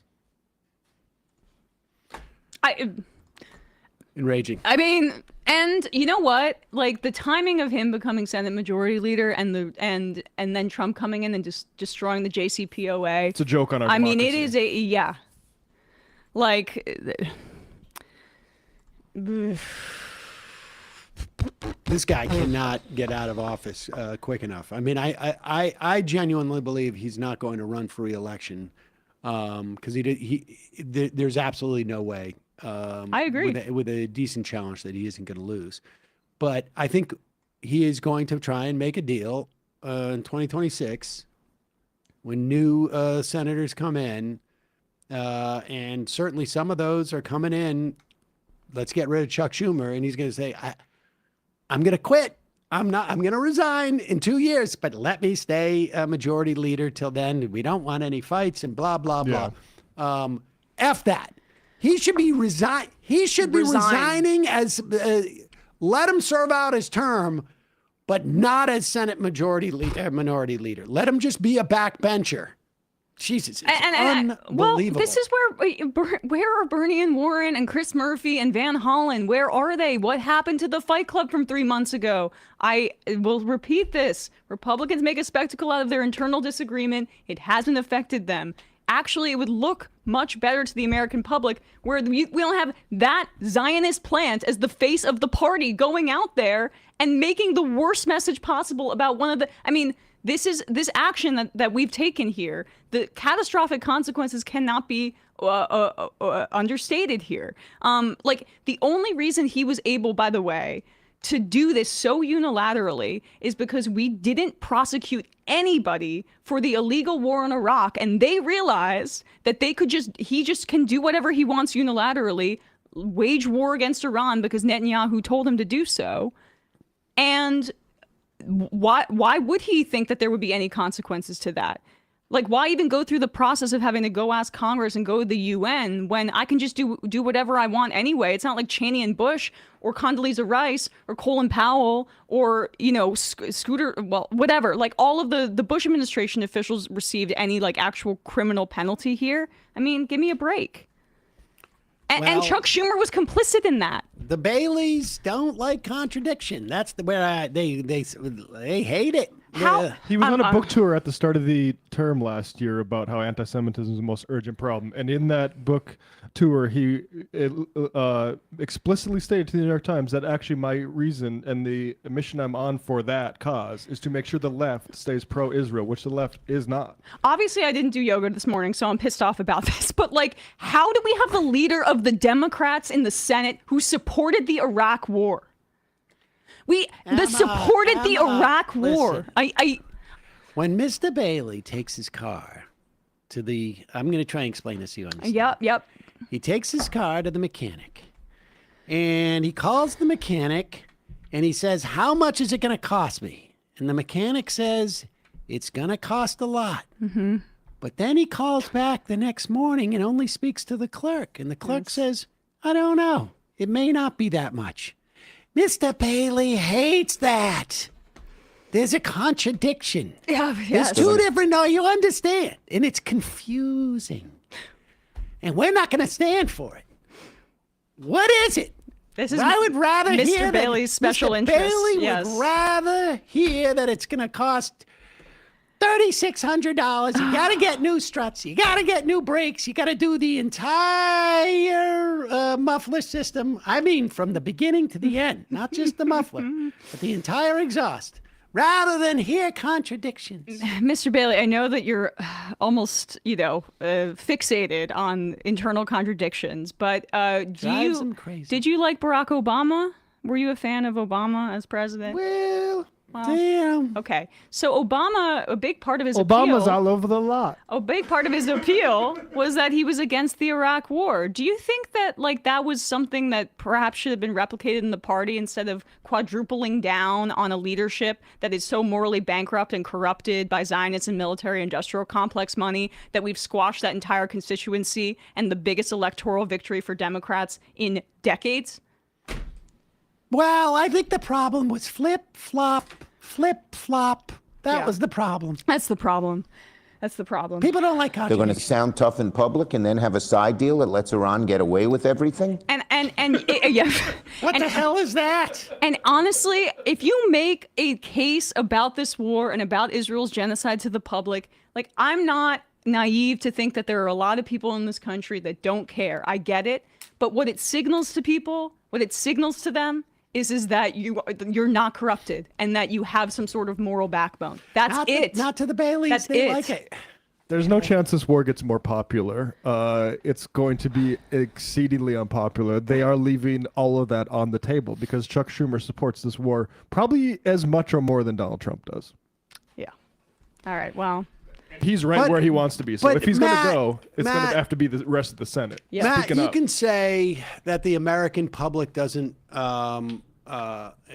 support this war because it's true. At I'm a least we know from popularist. but put number 10 up. It's very easy for you, Matt, to say that the American public doesn't appreciate this war. Number 10 is this the CNN thing? Number 10. Oh yeah. Okay. This is, it's very easy to say the American public doesn't support this war. We can see it from the polling. The American public can't really tell why we're doing it because Iran's not a danger to us. But have you ever thought that maybe the Iranian people appreciate this war because they're the ones getting bombed? Let's play this interview that Jake Tapper did with Emily Schrader. Emily Schrader, the reporter Emily Schrader. Emily, you've been talking to Iranians on the ground about the strikes and about Iranian leadership going forward. How do the Iranians you're talking to, how do they see the future unfolding in Iran? Of course, there's a lot of uncertainty and there's a lot of problems with the internet still being shut off, although there is some limited use with Starlink and limited other options. But by and large, the responses from Iranians that I've spoken to has been overwhelmingly in favor of the United States and Israeli action on the ground. They're very happy that regime targets, many of them, the centers of suppression of the Iranian people. Many of these besieged IRGC bases and forces are in fact being targeted. So they're happy about that. The main complaint that I'm hearing right now on the ground is that they're personally witnessing IRGC troops moving into schools and mosques. I've received a plethora of photos from Iranians on the ground of exactly that, moving both the force, the manpower, and weapons and equipment into school areas. So this is something very concerning. It's not new. It is a tactic of the Islamic regime and their proxy forces, but it's definitely concerning for the future. And of course, there is some questioning about what President Trump does intend for the leadership. The united call from the Iranian people on the ground is that they want the Crown Prince Reza Pahlavi to lead a transition government. After that, go to a national referendum. Well, they will choose the system of government, but it's not clear yet where Trump stands on that issue. And we heard it in his press conference as well. He prefers someone inside. The problem is it isn't Venezuela. It's not the same system. And you have to deconstruct that system, the IRGC, in order to have genuine change and stability. This Interesting stuff, Emily. Oh, interesting stuff. Emily Schrader, incidentally, she had a big announcement some time ago as Iran approaches 2 weeks. This is, I guess, about a month or two ago, right? When Iran had the complete communications blackout.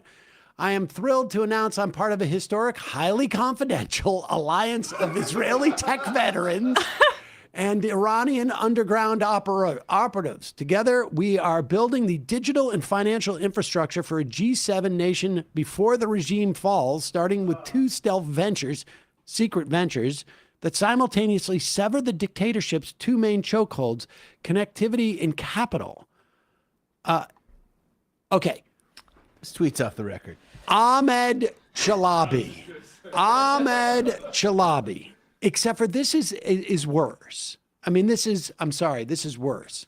This woman is so deluded as to what's happening in Iran. It is shocking. Well, I mean, I'm shocked that you would say that, Sam. She is native to the land, aka grew up in California and moved to Israel in 2015. Oh. I had no idea. And then starting the Iran-Israel alliance. It's only been up for 10 years, but we got... Yeah, and I believe she works for, or has done work for, this organization called the Jewish News Syndicate, which is a nonprofit that is associated with Israel Hayom. It has a distribution deal with them, which is the Adelson's far-right paper within Israel that they subsidize. Interesting. But... I'm sure, and I'm sorry, got to give credit to Jasper Nathaniel on this joke, but I'm sure that Jake Tapper on October 8th had members of Hamas or Palestinian representatives come on to say how all the Israelis were actually super happy about October 7th. Right? He did that, right? It's stunning. It's stunning that there's no pushback on that thing. Yeah.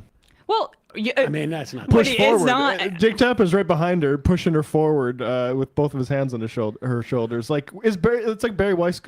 That's the thing is it's not just CBS. Our press is entirely controlled by people who support Israel and won't want to have an honest discussion about what they're doing in the country and what they're entangling our country in. And so we're turning the skies into an apocalypse. To be fair. The same company that owns CBS is basically now primed to own CNN.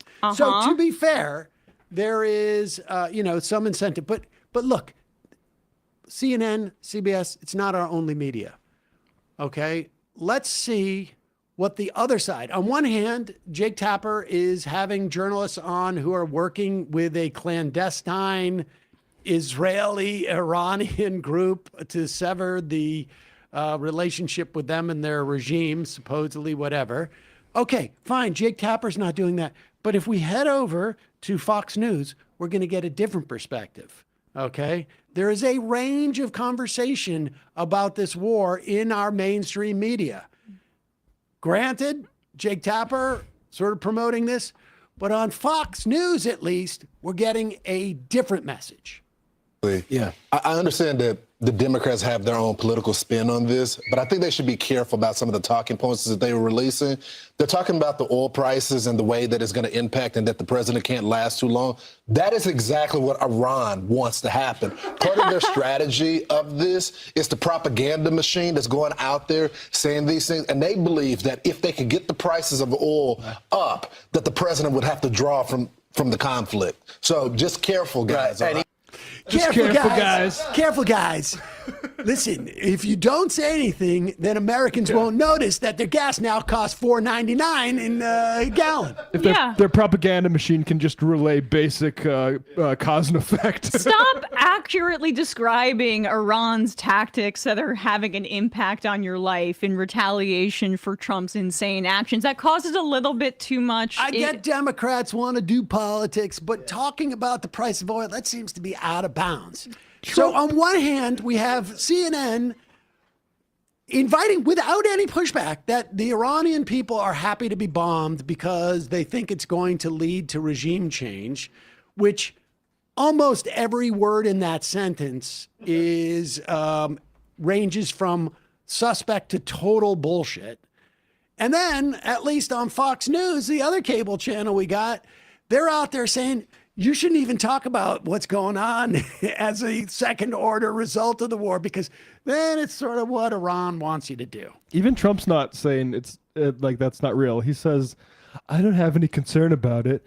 The prices will drop very rapidly when this is over, and if they rise, they rise. But this is far more important than having gasoline prices go up a little bit. You know, I think he is a little concerned about it. He might be bluffing because I seemingly lied over and over again at market close and went on for so long that he bumped you from CNN, unfortunately, because that segment ran over. But about how the war is about to end. And then we wake up this morning and it seems like that's not the case. So it's all over the map.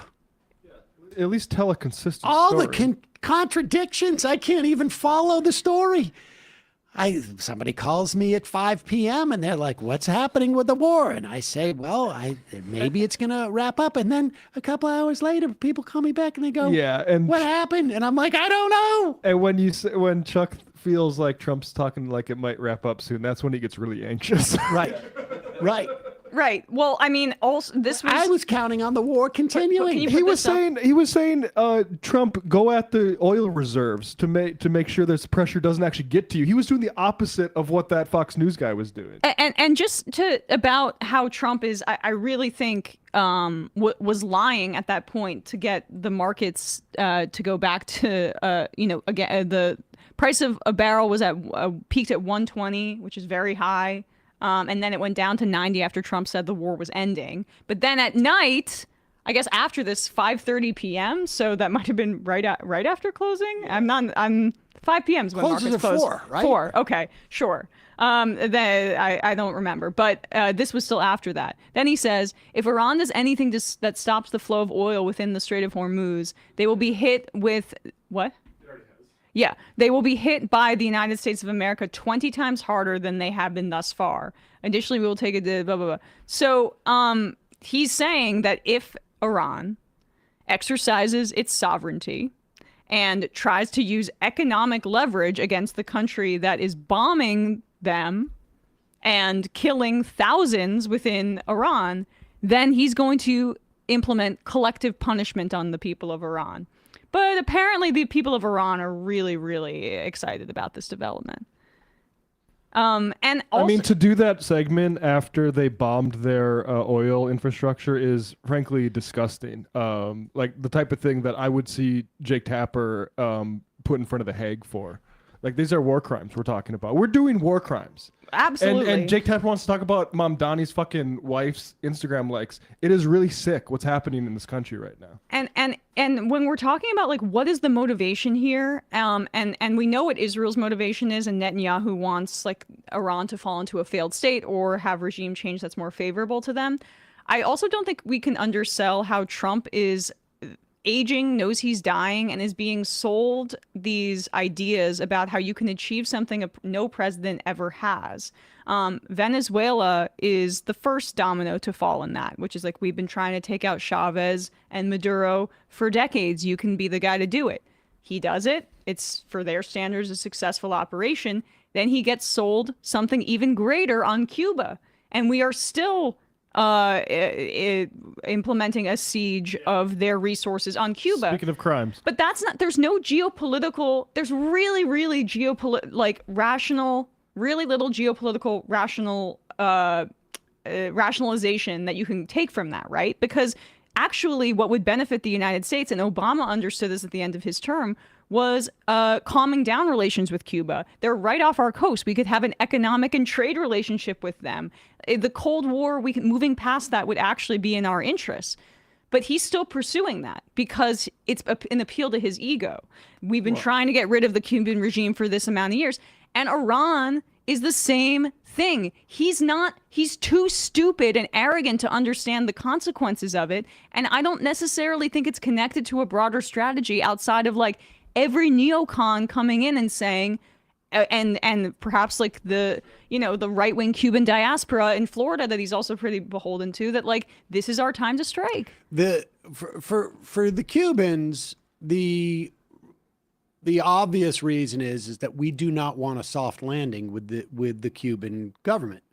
We want it to implode so that we can go back in that moment, go back in and make a legal claim to property that was my great-grandparents that they had essentially acquired because they were playing ball with Batista, who was a huge criminal. Slave regime. And in Iran, like, it's completely, there's not even, I haven't, this is the thing that's amazing.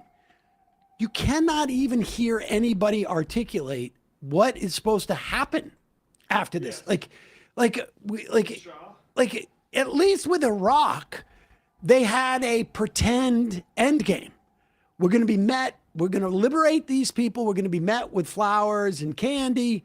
And we're going to have we're going to create an entire sort of like ground, year one. And it's going to be a free market test. And then we're going to go to Syria, and then we're going to democratize and nobody's saying that. Well, that's my point. That's probably then that's the point. Is when you look at it from the perspective of like Trump acting without having a plan, but based on being his ego being appealed to about being able to achieve these things, that could kind of square that circle, right? Yeah, I mean, with him, I think he just thought it was going to be easy. But I don't even know what the people who are pushing him to do it. Well, Lindsey Graham is the guy, I guess, on Iran. But yeah. Folks, just wanted to make a note of this. I've just been informed. It is our 5-year partner anniversary on Twitch. Nice. Thought we had breaking news or something. Hype train. That is a hype train. Poggers, ladies and gentlemen. Poggers. Okay. So I was supposed to go on CNN yesterday, as I mentioned at the end of the show. Such a shame. It is too bad. There's about 5 or 6 days ago, there was a story about Congressman Goldman's wife, who worked on his campaign as treasurer, had retweeted some really horrific things. From end wokeness, racist things. Matt Walsh, like, she was mad that apparently Matt Walsh wrote, like, California is doing an Amber Alert for black people, which I imagine is something like we're trying to reach people where they are in their communities. I have no idea. But black people have enough. And she retweeted that. I mean, stuff like that. Like, really. Goldman's wife actually bad things met at an APAC event. I still can't get over a racist at an APAC event. Fork found in kitchen. I mean, like, but and it was a story in the New York Times, so I can understand this on some level. And And then I think Jewish Currents found that Zoran Mamdani's wife, prior to him being mayor, of course, had retweeted stuff in the wake of October 7th. Liked posts on Instagram, I guess. And a crack reporter found supposedly 50 other instances of stuff that hardcore Zionists would not appreciate. Yeah, biased against Israel. Yes. People who hardcore Zionists would not appreciate. And here she is off of her John Oliver parody beat. What's her name? Olivia Reingold. I was supposed to go on CNN tonight to debate my latest reporting on the Instagram likes of Rama Dawaji, that is the wife of Mayor Zoran Mamdani. The debate got canceled, but these are the points I was going to make. One, I wanted to just get into the extreme nature of the posts that his wife was liking. These were not your average pro-Palestine posts. These were way more anti-Israel than they were pro-Palestine. I'm sorry. I want to actually go. She goes by the post really quickly, I would imagine. Because she's lying. Yeah. So pause on this one that she liked here, the world leaders thing. Yeah.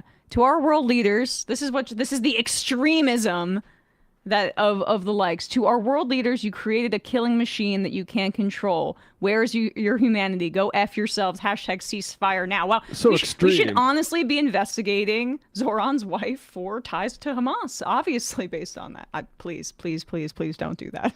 It may not have been Jewish Currents. It was maybe some other outfit. I can't remember now. But not the Free Press? The Free Press found extra ones that were Jewish Currents is good. Even more biased against Israel. Even more biased against Israel.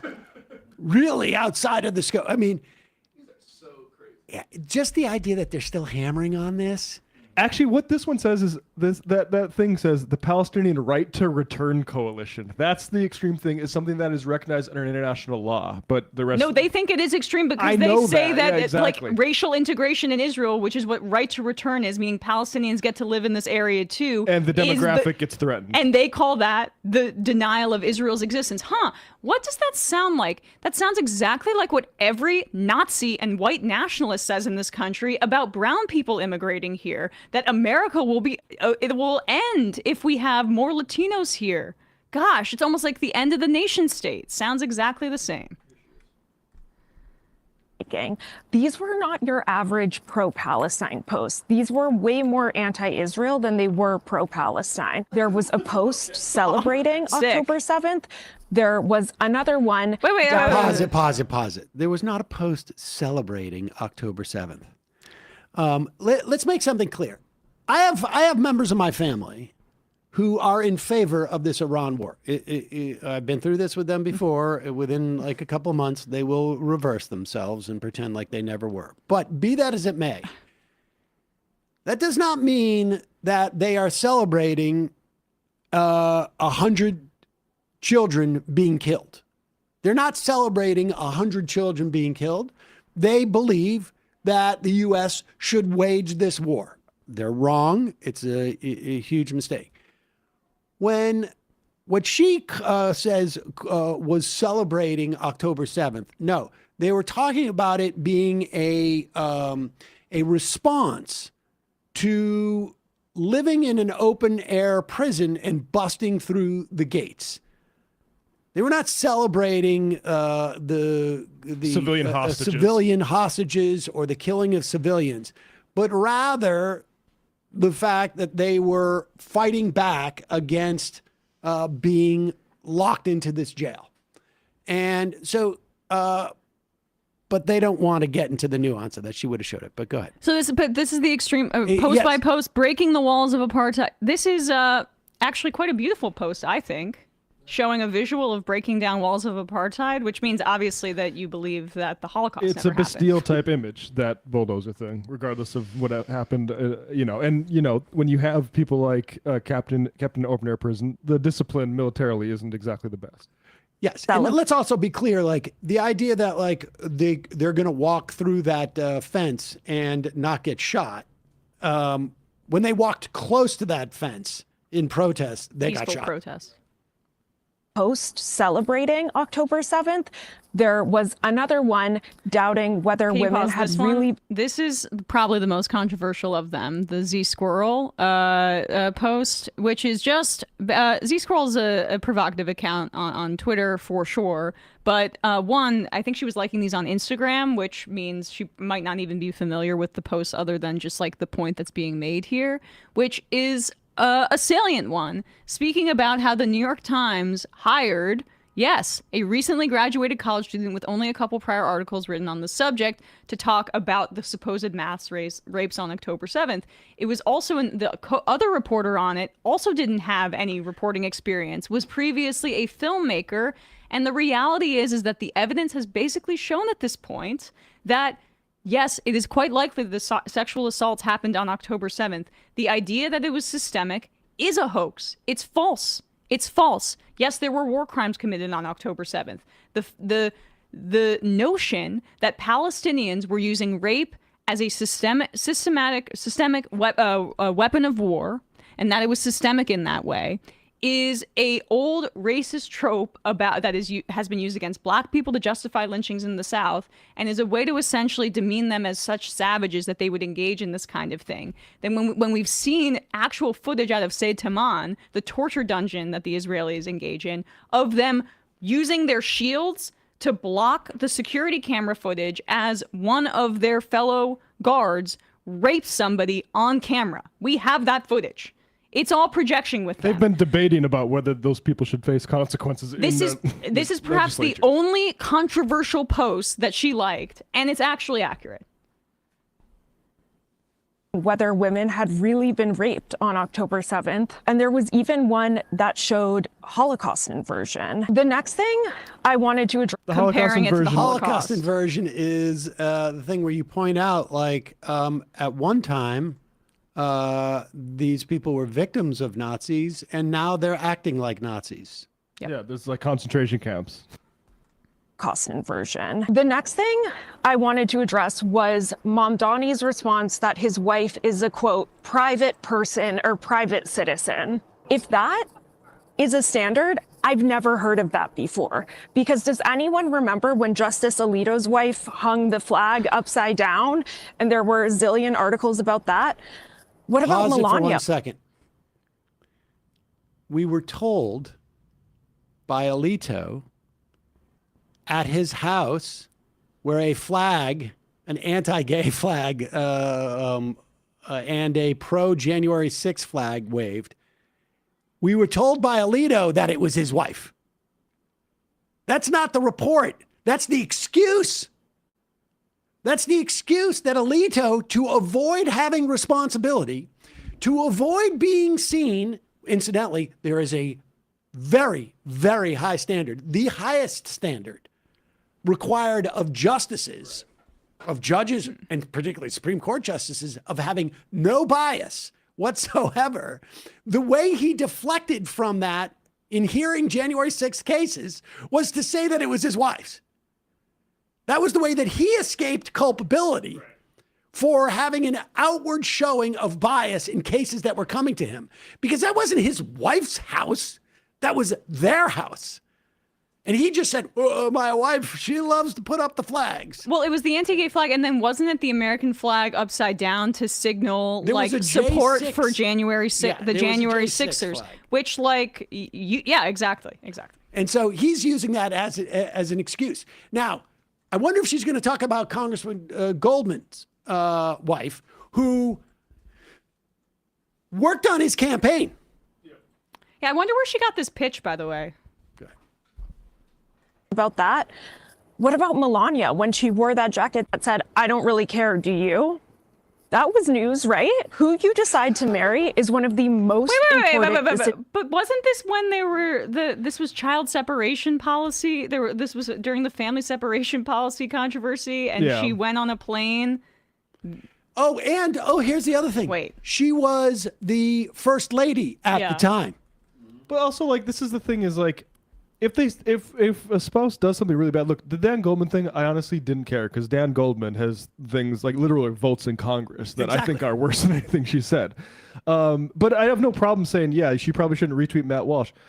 nothing Zoran's wife has done that she cited here or I've seen anywhere else I have any objection to.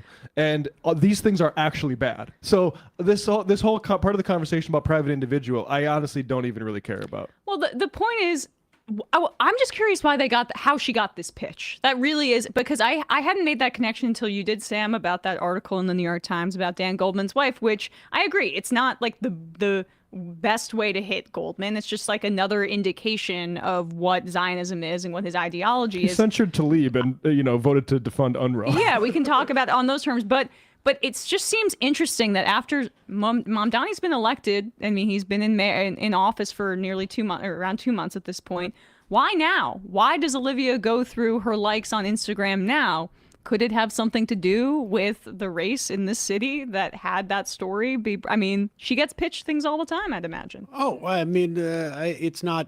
She could either get pitched by for it, or just like, oh wait, that's a good idea. I should go try and do that ourselves. Well, I don't. Super creative. Yeah, I'm not. I guess I don't have a very high opinion of her journalistic instincts. Who you decide to marry is one of the most important decisions you can make. Your husband or your wife is the first person that you see in the morning and then the last person you see in the day. So it's fair to say that it says a thing or two about you. That is why this is a story. That is what makes the Instagram likes of Rama Dawaji newsworthy. Is not because of her. Look at her walking at night on the safe streets of New York. You're welcome, Mayor. Or thank you, Mr. Mayor. I'm surprised she can do that in Mamdani's Islamic Republic. By the way, is that the end of it? There's 10 more seconds. Okay, let's listen. Okay. Because of who she's married to. And so that was my main question, is just, does the mayor agree with these sentiments? And he still hasn't answered that. Probably, and he probably is, and he's righteous to do so. Get a real job. I don't know. The idea that we haven't heard enough from Mayor Mamdani on the question of Israel-Palestine is shocking. I know more. There have been more questions asked of Zohran Mamdani about Israel-Palestine than I would argue any other politician in the country. And he's not even elected to federal office. Never mind ones that actually have some influence on that, on our policy towards that. Yeah. Like, name another candidate in the country that had more questions about that. Yeah, it's there was an anti-Islam protest outside of Zohran Mamdani's mayoral residence just how many days ago? It was over the weekend. Yeah, some dumb Nazi. Now, if she is, wait a second, we should say this. If she genuinely feels bad that she doesn't have an opportunity to debate this, this is an open invitation. Oh, yes. To Olivia Reingold. Call into the show, or be on the show. We'll give you the link. Yeah, we'll give you the link. Be on the show, and we can debate this. We can debate the merits of it, or how big of a story it is, like what the implications are. Do we even? I would say this is even below the story of how come all the snow stuck around in New York after it snowed.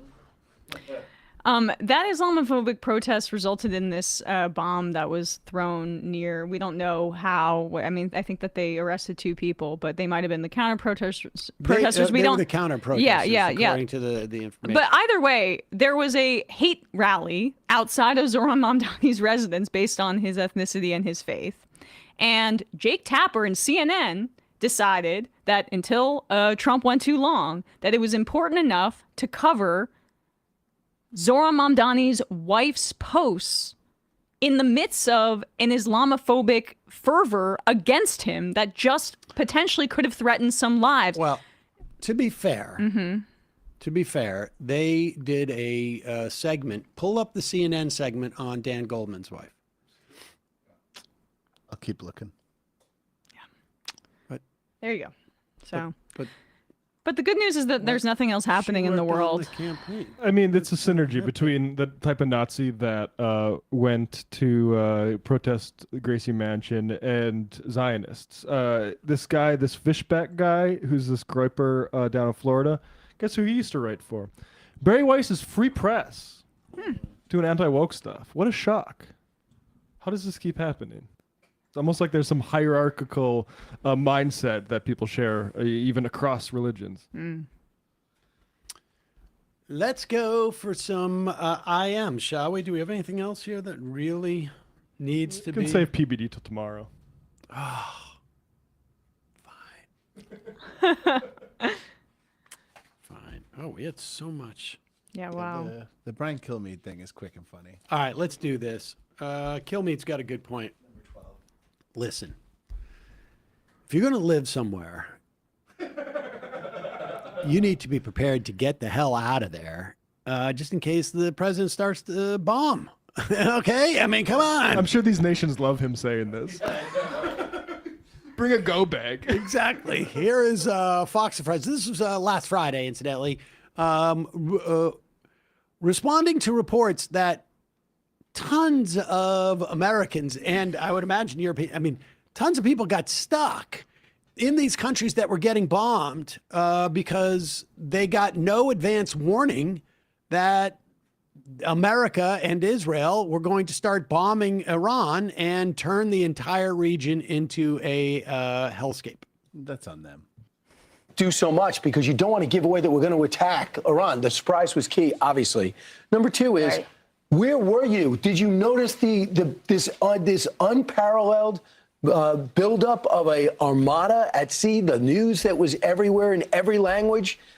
So you do have to take some responsibility. And for Democrats that are outraged that the State Department hasn't done more, are you the same Democrats that watched the fall of Kabul and didn't care that we left thousands behind, our citizens and our allies? And we're left behind there. Okay, to pause die. it for 1 second. I just got to drop in on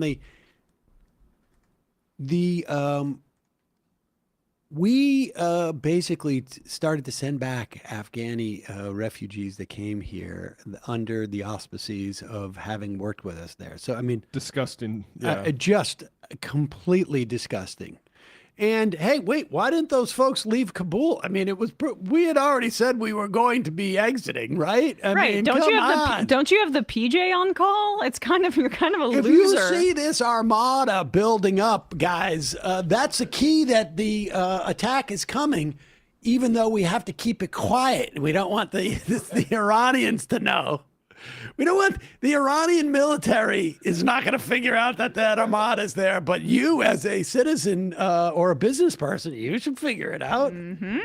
Are you the same Democrats that watched the fall of Kabul and didn't care that we left thousands behind, our citizens and our allies, and we're left behind there to die? And allies is a fancy word for asylum seekers. Took Green Beret and Special Forces to combine on their money, cashing in their 401ks to get them out. And you're critical of Marco Rubio for not getting all these people out of the Middle East. You do have personal responsibility to a degree. Some people had to travel for work reasons, or they're contract employees in other countries, and they're stuck and they just want to get home and get to safety. So they're still Americans, no matter what. We'll do whatever it takes to get them home. And yes, it might take some time. And Marco Rubio, to his credit, he's pissed. You normally would have to pay for your way home, and he said, no, we'll pay to get you home. Yeah. I did all that work, laying that groundwork there, and you just shot me back. Even in their defenses. Oh, wait, what? Oh, I'm missing something. Go ahead. No, go ahead. He's doing the Kilmeade. Fuck it. All right.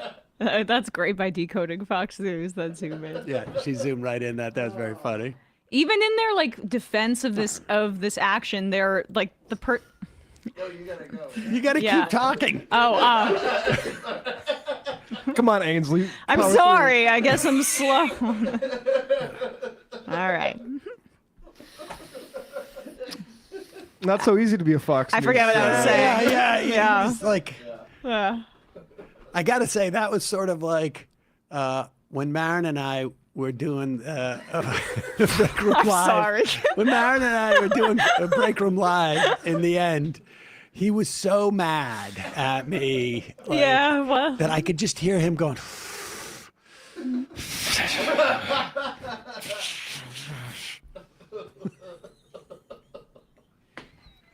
He resented it so much. The thing is, Ainsley like saved his life there too. And he's Yeah, like, so mad. dude, you just basically threw all those people. It's horrible. There are only viewers, like to the extent, like that's we're up.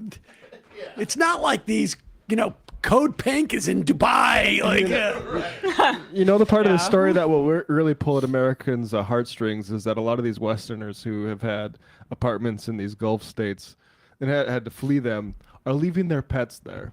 They have pets in their apartments, and there's like an epidemic of people leaving their pets and just fleeing the country. And like we talked about with Juan Cole, like how you ever recover this sense of safety for any of those states now that are literally just vacation destinations where like Phil Mickelson could go play golf or something like that.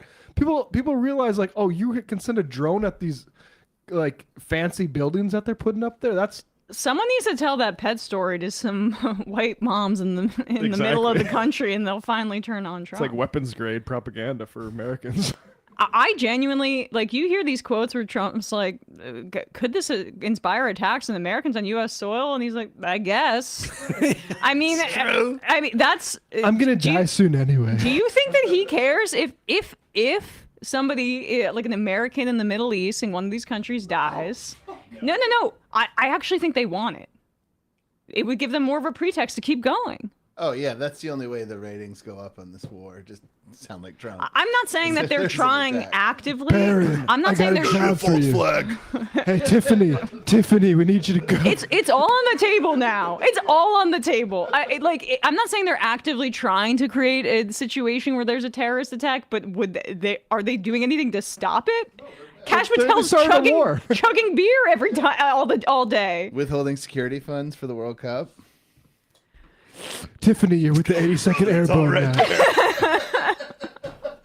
all right, couple IMs. Let's get out of here. Tucker's bed demon. I started taking Nutrafol because of you guys. You better expect some angry IMs if I end up like Ben Shapiro. I mean, it's possible. He's without a doubt taking something that is making his hair grow. You will never have sweat in your eyes and ever it's just again. like there must be some thing where like some people, the first hair to grow in your body, like some people like you take Nutrafol. I'm getting like hair, ear hair. Some people, maybe there's people who just like the first hair that grows is their eyebrows. Priority follicle. It's called hypertrichosis, or more commonly werewolf syndrome, where people get like the hair all over us. No matter what you hear, do not open this door.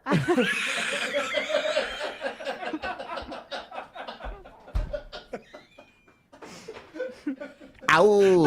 Ow! Ow! Sweetheart, do not open this door under any circumstances. Oh my God. It's fantastic. Where, Ben?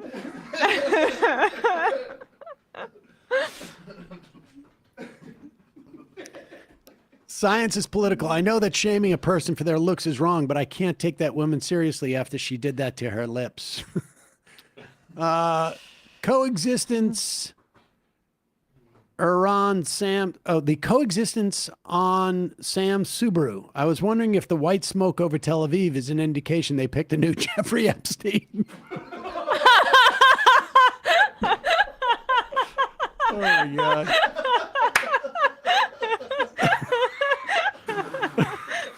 Yes. Jordy, PhD. He's all over the map. Texas tanky. Because Iran took out so many radars in the area, Turkey has had to start providing targeting data to the U.S. military, but Turkey can't call this a NATO war. Israel will take Turkey down a peg by keeping it embroiled with a conflict in Iran. We talked with Akuba coming up on Left Reckoning in here just in a few minutes, but about how they're flying the special kind of plane that is typically only used in nuclear launch situations because all of it can handle the radar issues that have occurred because all of our radar installations have been knocked out. Jay Tingle, recall that Yale offered Professor Cole a tenured position in the beginning of the W presidency. The Hunt Oil family pressured Yale to withdraw the offer after his posts about Iran continually exposed the massive lies being generated to lead up to the war. Why do conservatives hate the Ivies?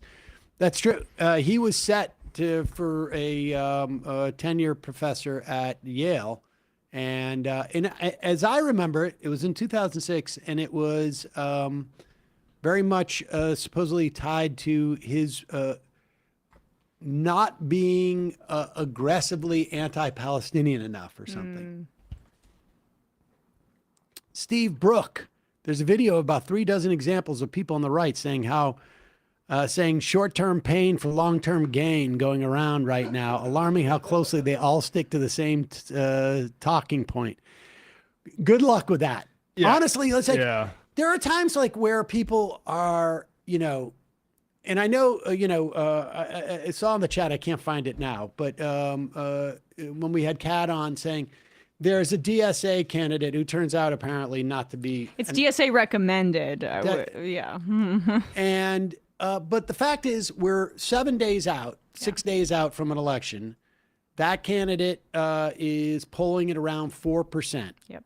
So you have a choice, and this idea of like people are walking around going like, we need to withstand the short-term pain from these oil shocks so that we have a free Iran or whatever they're going to say. The chances of that being effective are just as effective as us saying at this point, 6 days out, you should throw your support to this DSA candidate because you're guaranteed going to end up with that guy Biss, who is to the right of Kat. That's just the bottom line. Yeah. I mean, I'm saying this from your perspective.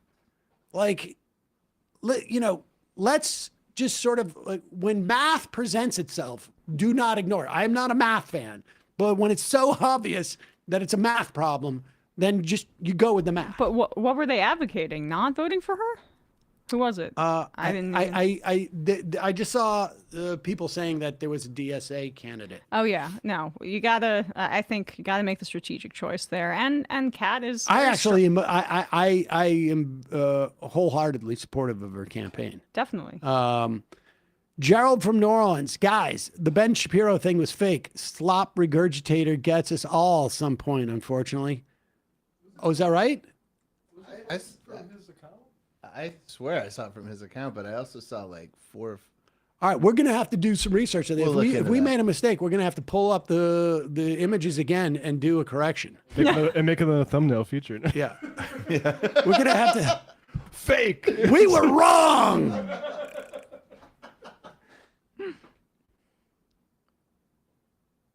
Noah from Tampa. Legitimately, I forgot the Democratic Party existed this week. Lying is so overpowered. All right, 5 more of these. Swing State. When Israel bombed that first hospital in Gaza, they made the exact same claim that Hamas actually bombed themselves. They just swapped Hamas with Iran. Oh, yes. Don't worry. Matt and I were going at it with people who were taking some of these claims at face value at that time. I remember that very, very vividly. And then Israel went on to bomb every hospital and then just dropped the pretense. And none of those people who, for instance, called for Rashida Tlaib to be censured ever brought up the topic ever again. Yeah, well, I mean, what are you going to do? Yeah. Kentucky boy, please ask Kat, I assume, about her aggressive stance on China with Taiwan. She has taken a hardline China stance that is concerning. That did not sound like a hardline China stance to me at all. Martig, I'm in Kat's district. She's exactly who we need. A great campaign. Go Kat. Nicola. Emma, we heard it. very unprofessional, like a dog. I don't know what sort of reference to. I love Bernie, but he's a Zionist, so I think that might play into some of his silence. I do expect him to say more on Iran, though, in general. Bernie's old, but he does what he can. Like, it shouldn't be up to him, frankly. Like, there needs to be new people that step up, and I mean, I frankly don't see it in the Senate. Jobby Boonier. I'm not sure the interview's assertion that most oil goes to transport is correct. If you include shipping over water and rail and all the co-commitment oil uses in those systems, then perhaps it's accurate. I'm quite sure that that's what he was referring to. And I believe, if I'm not mistaken, if you include all of those things, transport, it's like 55 to 60% of oil use. But grid building oil energy use is far greater than vehicular energy use for trucks and cars, which is why EVs alone will not make enough of a dent in emissions. But renewable solarization of the grid could save us.